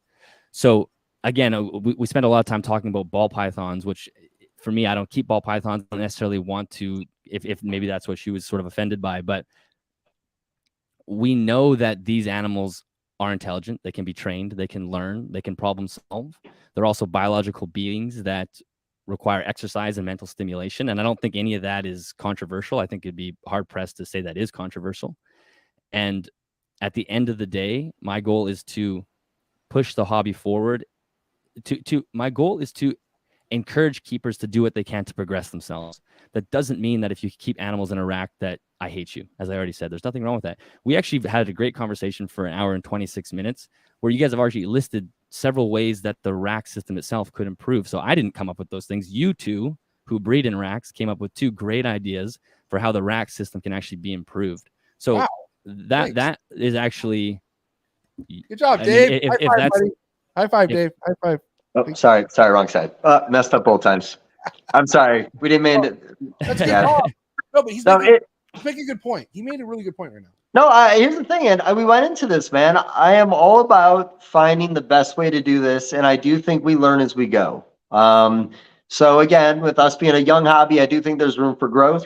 I do think that there's always things we're going to do to improve it, because if that's not your mindset, you probably shouldn't be working with animals in the first place. So I'll never argue with any of this. Like I said, I've watched the evolution of the species in the hobby and just what it's done in the hobby, for the hobby, you know, things that have evolved in the hobby because that species exists. So I'm all about them being the focal point of conversations like this. Yeah. You know, personally, I would love to know their range in the wild. I would love to see an experiment where a very large room size enclosure is set up with a Freedom Breeder bin underneath with everything they could possibly need, including a weekly meal and fresh water. And if they would ever leave it, like, you know, what are they doing? What is making them happy? And it's not to make an argument that racks are better, but I do think there is some arguments, you know, based on what happens when the animal leaves us to somebody else that, you know, I don't know if it's because they're trained in that environment or because they just simply do better in that environment. Because even when we get a wild caught animal, it's a new mutation, it's going to probably go in a smaller enclosure because we're confident it's going to do well in there. Mm-hmm. Yeah, I mean, exactly. So I think the agenda that I push, if we can call it an agenda, is simply progression of care. And like you said, there's always a better way to do that. And I think, as you mentioned, the rack is a very breeder specific tool. That is the breeder tool. People don't keep ball pythons in a rack as pets. That's just not the case. I agree.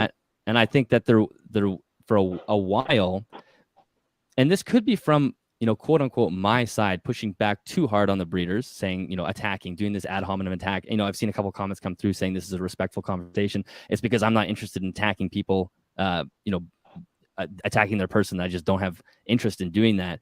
And I do see that from the advancing side, this quote unquote advancing side, which you can take or leave that what that means. But I think that pushed breeders into trying to convince people that the RHAC was the pinnacle of care. And what that did was, it sort of eliminated that economical side to keeping RHACs, to using RHACs, which we've already admitted is the case, and there's potentially ways to improve that. But if we say that is the pinnacle of care, then we're done improving that. We're actually saying the RHAC is perfect. There's absolutely zero need to make any adjustments ever, which is also to say that we know exactly what a ball python needs and what they need to survive and have long-term health, which I don't think anybody here in this conversation would say. Nobody's going to say, I know exactly what a ball python means. And that's why I'm not interested in talking about facts. I don't talk about facts. I talk about the philosophy of keeping. I don't talk about how to care for an animal. I talk about how you should think about caring for your animal. And I can tell people who are watching that there are some incredible ball python studies going on as we speak that are, going to extract some of the data that we've been talking about tonight. That's not in my wheelhouse. I'm sure I'll report on it with the podcast, but it's more about understanding that if we commit to something being 100% perfect, we're fucking done. You don't move from that point. That's right. it. But life's all about evolving, so we should never be settled or complacent. I feel like, and like you said, there was things that we said tonight that just came off the top of our heads that you had no influence on. We just thought naturally or instantly, like, what can be better about a RHAC? Obviously, lighting first and foremost. It'd be cool to give things a little bit of light. Light does bring happiness. So, but I mean, I'm not going to argue. I mean, I have ball pythons in Iraq because I breed ball pythons. Other than that, I wouldn't have them in Iraq. It'd be a fun experiment if we put Phil in a room with a bunch of zookeepers and tells them about his setup with $10 swimming pools zip tied together because it's the best environment possible. Hey, that's the best economical example right there. $15 pool. What do you guys? Okay, you guys seen those puzzle feeding things that some people do for content, where like the animal has to shuffle around a couple of the little puzzle pieces to find the actual feeder that it's looking for. You know what I'm saying? So yeah. If a ball python could do that in Iraq, would you kind of change your mind on how smart a ball python is if it could figure that out? No, I know ball pythons can do that. I know people that use puzzle feeders, and I think if a breeder wanted to enrich the life of their animal in a RHAC system, they could use a puzzle feeder. I mean, for example, I just fed my boas right before we started talking, and I just threw the rats in. They're very visual, right? So if I wave the rat in front of them, they're going to take it and they're going to be fine. But sometimes I just throw the rat in, and anybody who keeps boas knows that they light up as soon as they smell the rats in the room. So they know that there's something in there, but they don't see very well unless something's moving. So it takes them a very long time to find a rat. So I'm watching my animals move around their enclosure, getting closer. It's like hot and cold, the hot and cold game, climbing up the branches, going down, and eventually finding it. And I actually didn't see them strike it. I just went upstairs, and by the time I came down, they both had a lump in their belly. That in some ways is a very unsophisticated puzzle feeder, but it is a puzzle feeder. You're sort of challenging the animal there. I mean, and so you could absolutely use a puzzle feeder to enrich the life of an animal, no question. But yeah, I'm just saying, if we could do a study where, how many puzzle feeders are effective with ball pythons versus puzzle feeders when ball pythons are in a 4x2 or something. You know what I mean? I think we need more studies like that. Like how on top of is a ball python eating in a rack confined versus something that's wide open. You know what I mean? Yeah. I mean, that's a great example of what could be done as an experiment. That exact study has been done with colubrids and rat snakes, and so it can be done. There's no question. I mean, the problem is universities aren't super keen on doing this type of research. You don't have a ton of money in the reptile world as far as research goes. So that's why I think it's so important that we promote this idea of keeper science. Keepers can uncover new information about the animals that are in your room that isn't even in the scientific literature. That is a really special part about reptile keeping. It's sad that we don't have a good amount of scientific literature, but it also opens up this massive opportunity for us to discover some things. So if somebody wanted to run an experiment like that, I would love to see the results, and I'd be happy to see either way. I'm not interested in having one way win over the other. I just think it would be a very interesting discussion or an interesting experiment. So because we didn't change the subject, I'm going to ask another question. So I like CB70s. I've just always liked the CB70. We travel on the weekend sometimes. Why do you think it is a ball python and a CB70 will take a shit and then sit on its shit for 3 days till I get home? And this is an ambient temperature. There's not like a heat gradient like it's trying to stick to. At a ambient conditions in a CB70, why does my ball python sit in his shit? Like, what do you think's going on there, man? I don't know. I mean, it's a great question. I think there could be like a den aspect to this, right? I mean, this reminds me, getting back to the very beginning of this conversation with, we were talking about Herp Nation. I remember an episode of, I forget, maybe it was Nick Mutton's show.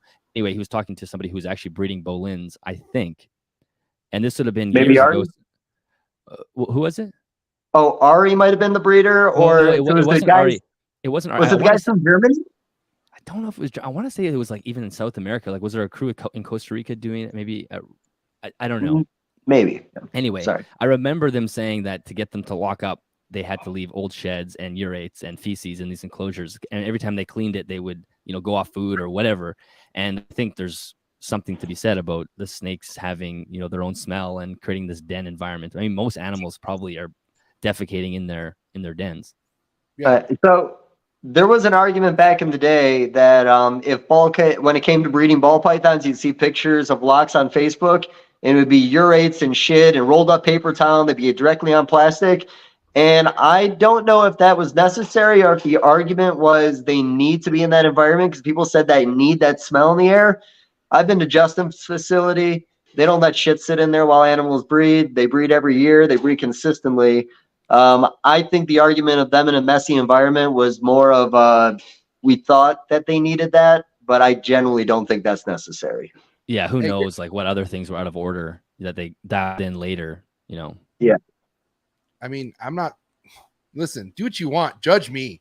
But if I have a female that's paired up, ball pythons, obviously, and there's like a urate little crusty in the corner, I'm gonna leave that little crusty. That crusty's That's not gonna fine. But people argue that it should be there, and that was the argument back in the day when you saw animals breeding in conditions that were less than ideal. Yeah, I wouldn't want to say should, but I'm leaving it there because I feel like that male just wants to smell that whatever came out of that female, maybe just because, like Dillon said, in the wild they sleep in their own shit at times. They keep it moving at a certain point.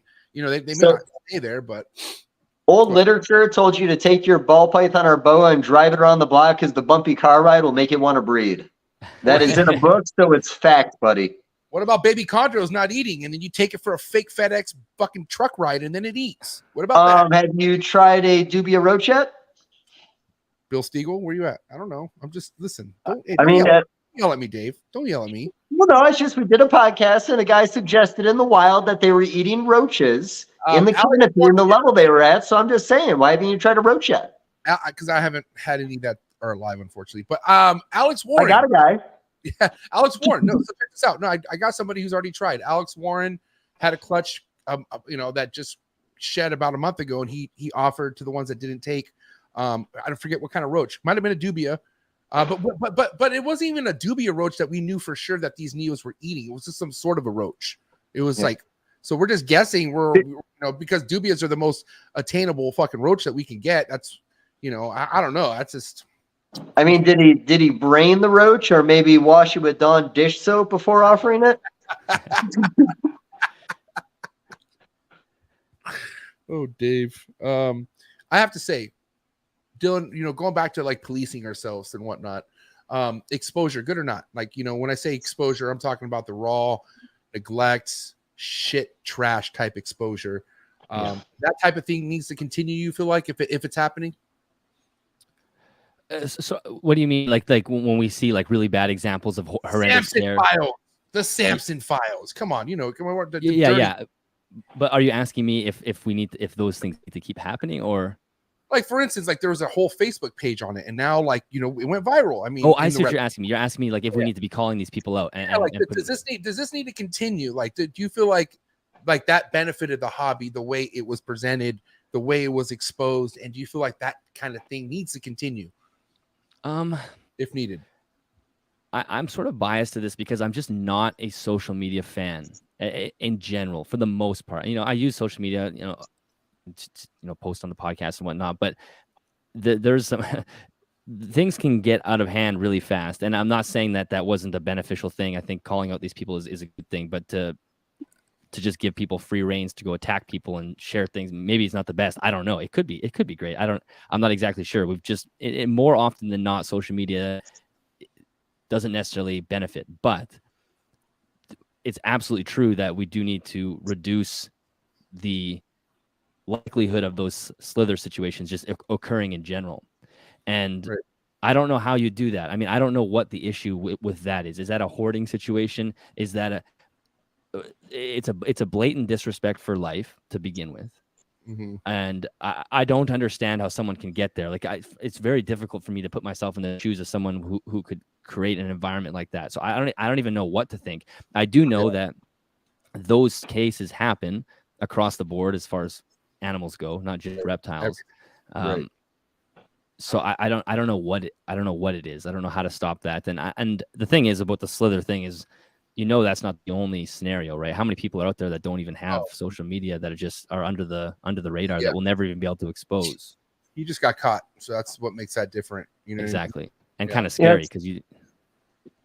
Oh, no, go with the scary thing. No, go right ahead. No, that was basically the end of the point. It's scary thinking that he just got caught. So how many others are out there that aren't going to get caught?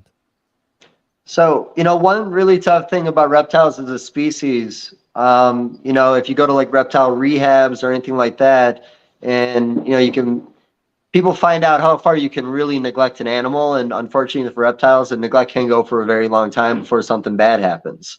Yeah. So, that's the toughest thing about the species other than, mammals is, man, things can go on for a very long time before there's any repercussions. Yeah. Yeah, absolutely. I also think, man, like the era, man, the older, like the old school guys, you know what I mean? Like you just had Bob Clark on not too long ago. And Bob is Bob. You watched that episode. I don't know if you watched that episode, Dillon. Do you know who Bob Clark Reptiles is? Do you ever? Yeah, I know who he is. I saw the episode. I didn't watch it yet though. Yeah. So if you just watch it, you can see the guy he tells it how it is. Maybe a little too much, but I respect it, to the point where like, people at that caliber, people in that era always just back each other up no matter what. And I was trying to connect with him on why I feel a certain way of big breeders like him. And he was like, and I said pretty clear what I saw and what went down. And his response was like, oh, that's my friend. I don't know what you saw. I'm sorry, but that's my friend. And I was like, wow, I was not ready for that answer. But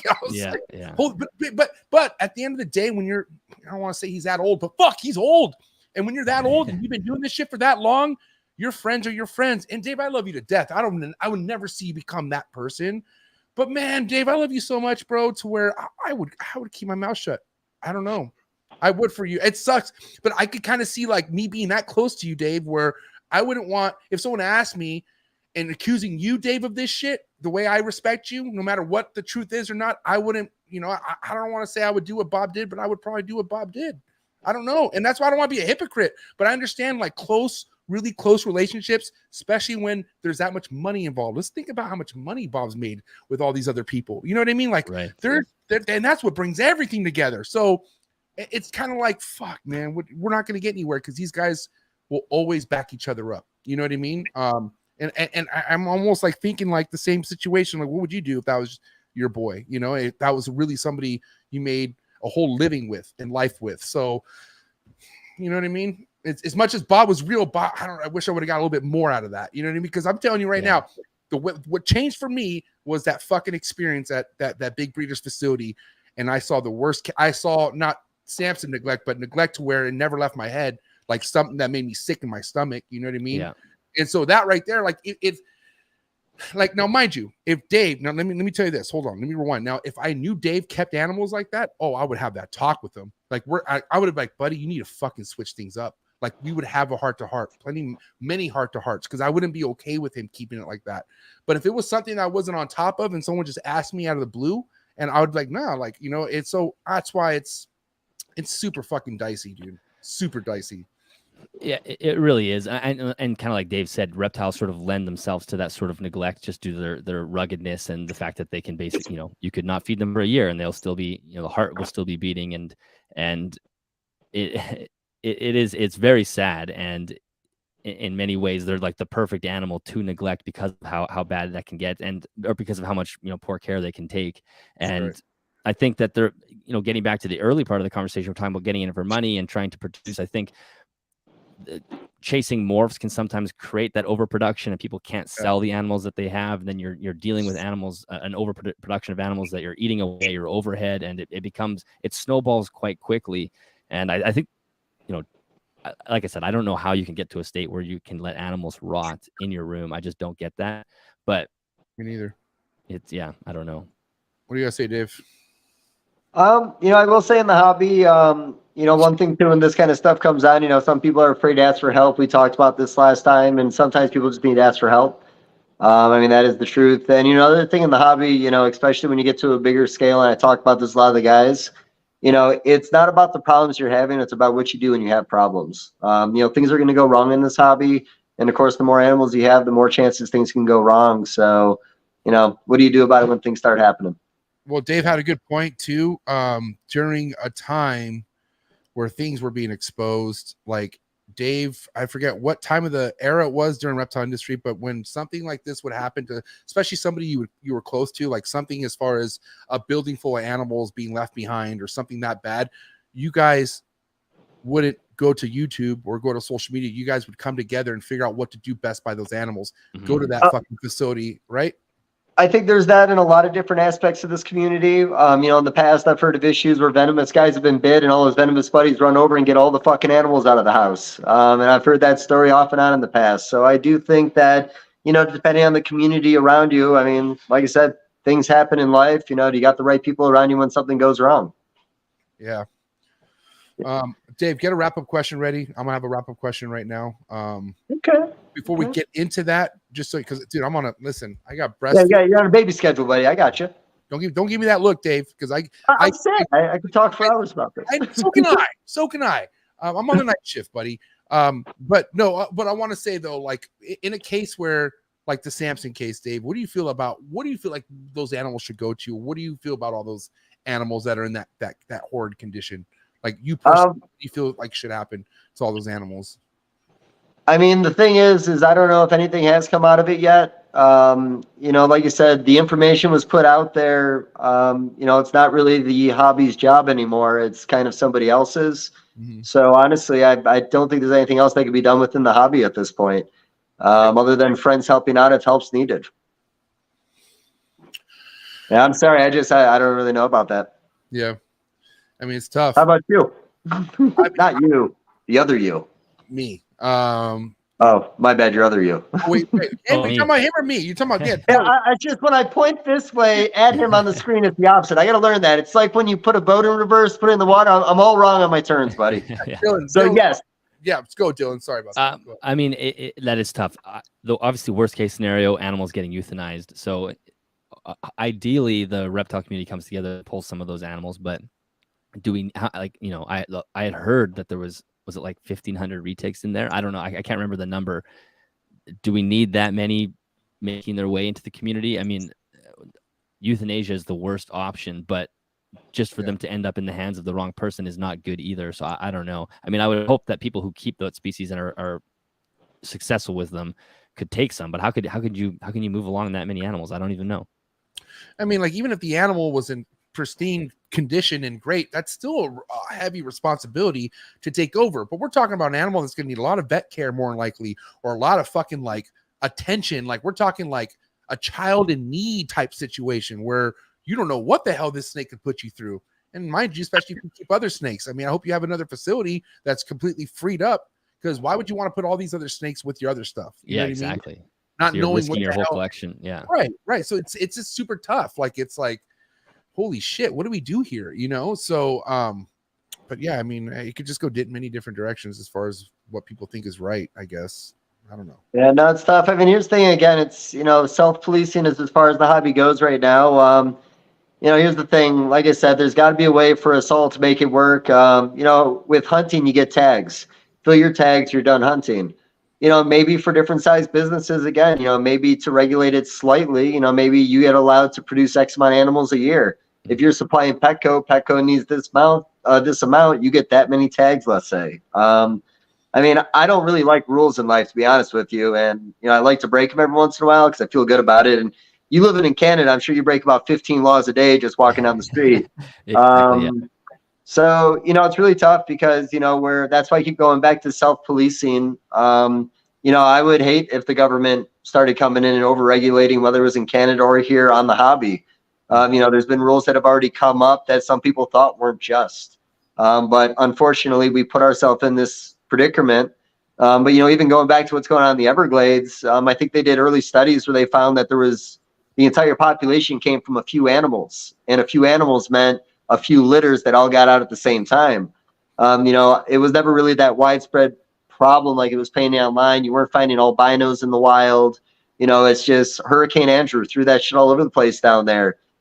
So it is a widespread problem now, but it was because of a small area. But no, like I said, it's tough, man. I would love to compromise, but without having to give up everyday rights. How about that? Yeah. All right. Wrap up question from me here, Dillon. And this is not going to be as spicy or dramatic as people might think it is, because I want to help my people out there who's dedicated working by the animals that they keep, very passionate, but they want to get some exposure, meaning they just want to show people what they're doing. They want to get it done right, but having a hard time getting the YouTube game started. What would be advice from you, Dillon, from anyone starting a YouTube now in the reptile industry, like as of 2023? Some do's and don'ts, maybe. I would say the first and most obvious is just do it. You're going to suck at it first. You're going to be terrible. You won't be able to watch your old videos. So don't be afraid of just putting out bad quality. It's just the way it is. The quality is going to be bad. The audio is going to be bad. It's just the way it goes. The second thing is consistency. If you have a plan and you want to create a channel, you don't have to make a video every day or every week even, but you better have a plan of putting out something every second week or even once a month, something that's consistent so you can garner an audience that is grown to expect something. If you just post one video, people aren't going to stick around. And the second thing, and I think this is the most important, I think this goes along with the entire conversation, is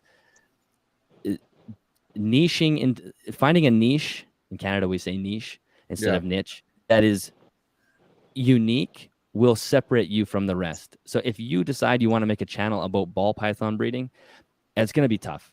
You are jumping into a market that is very saturated. But if you work with something that's really unique and an interesting species, I think there's enough interest out there for any channel to pop up. I mean, you could still do a great ball python breeding channel. I think that would be really interesting. But at the same time, you're jumping into a very full pool.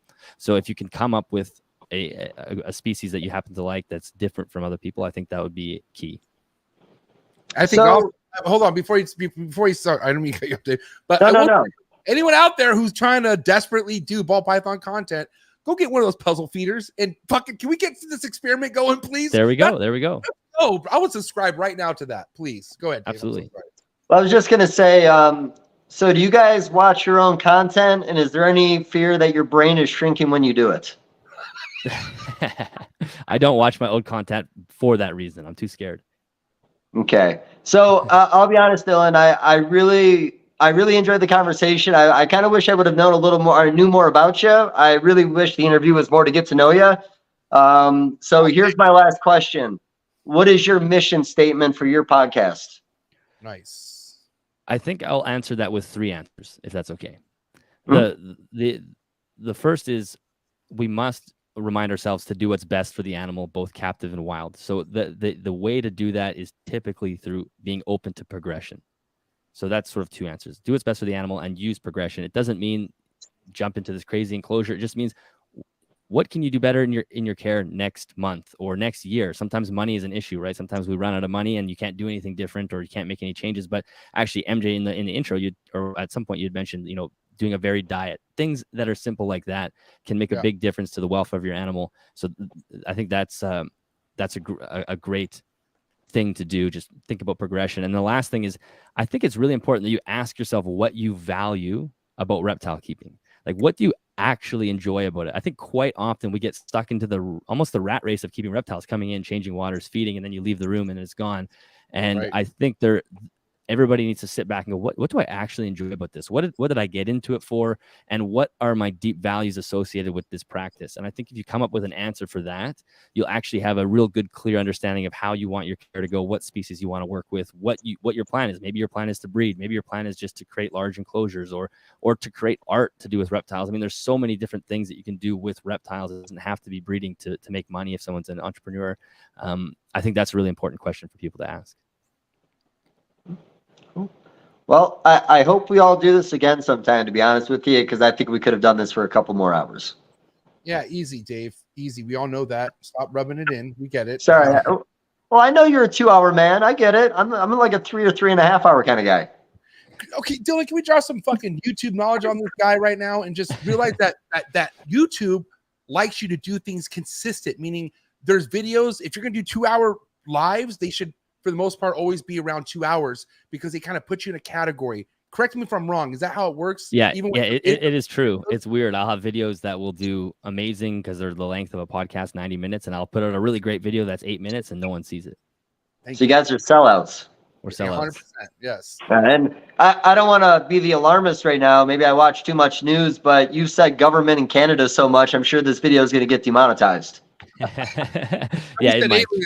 And we talked about aliens, which for sure. This is Yeah. Well, this week Trudeau's it's not okay. gonna like That'll get pushed up a little bit.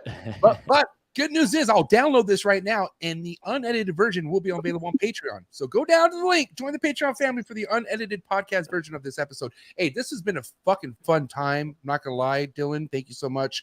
I definitely smell a round 2 brewing in the near future. Love to bring you back on because, like Dave said, we can keep this going. There's a lot of meat on the bone we haven't even attacked yet, which we will get to at some point. But before we let you go, I have hot seat questions for you. Are you okay with that? Sure.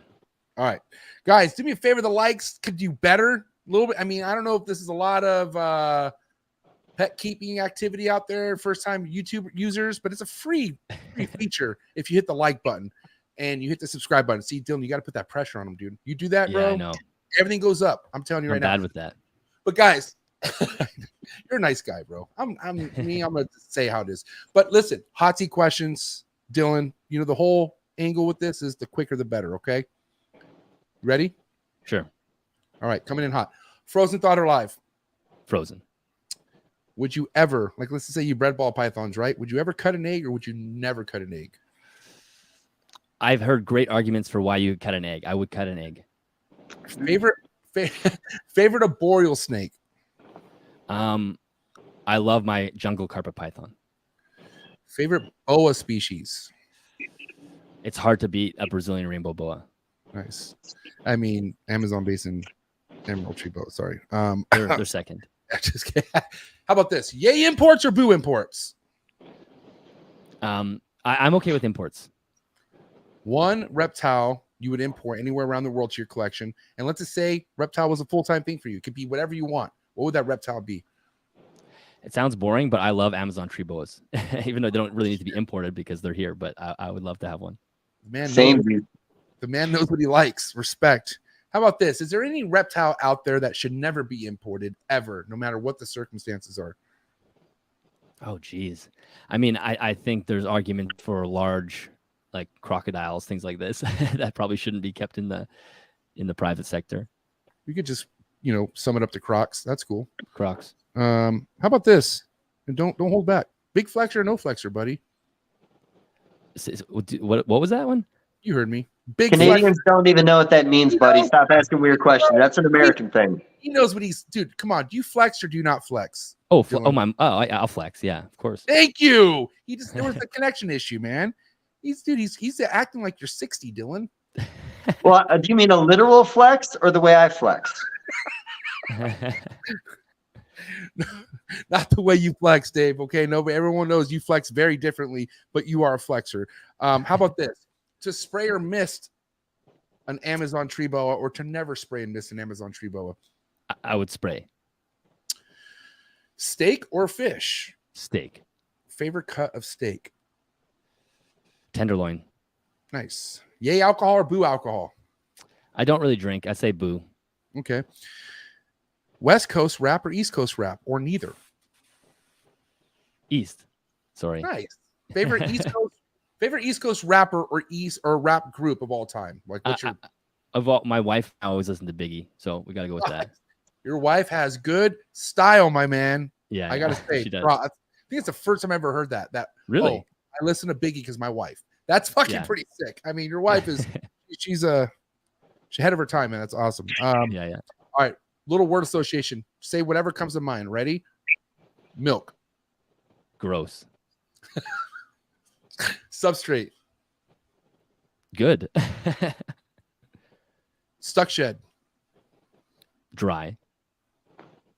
Ball python keeper. Common. Dave never blinking. Interesting. I noticed. I did notice. Someday, buddy, someday. I don't want to miss anything. I'm here not to miss it.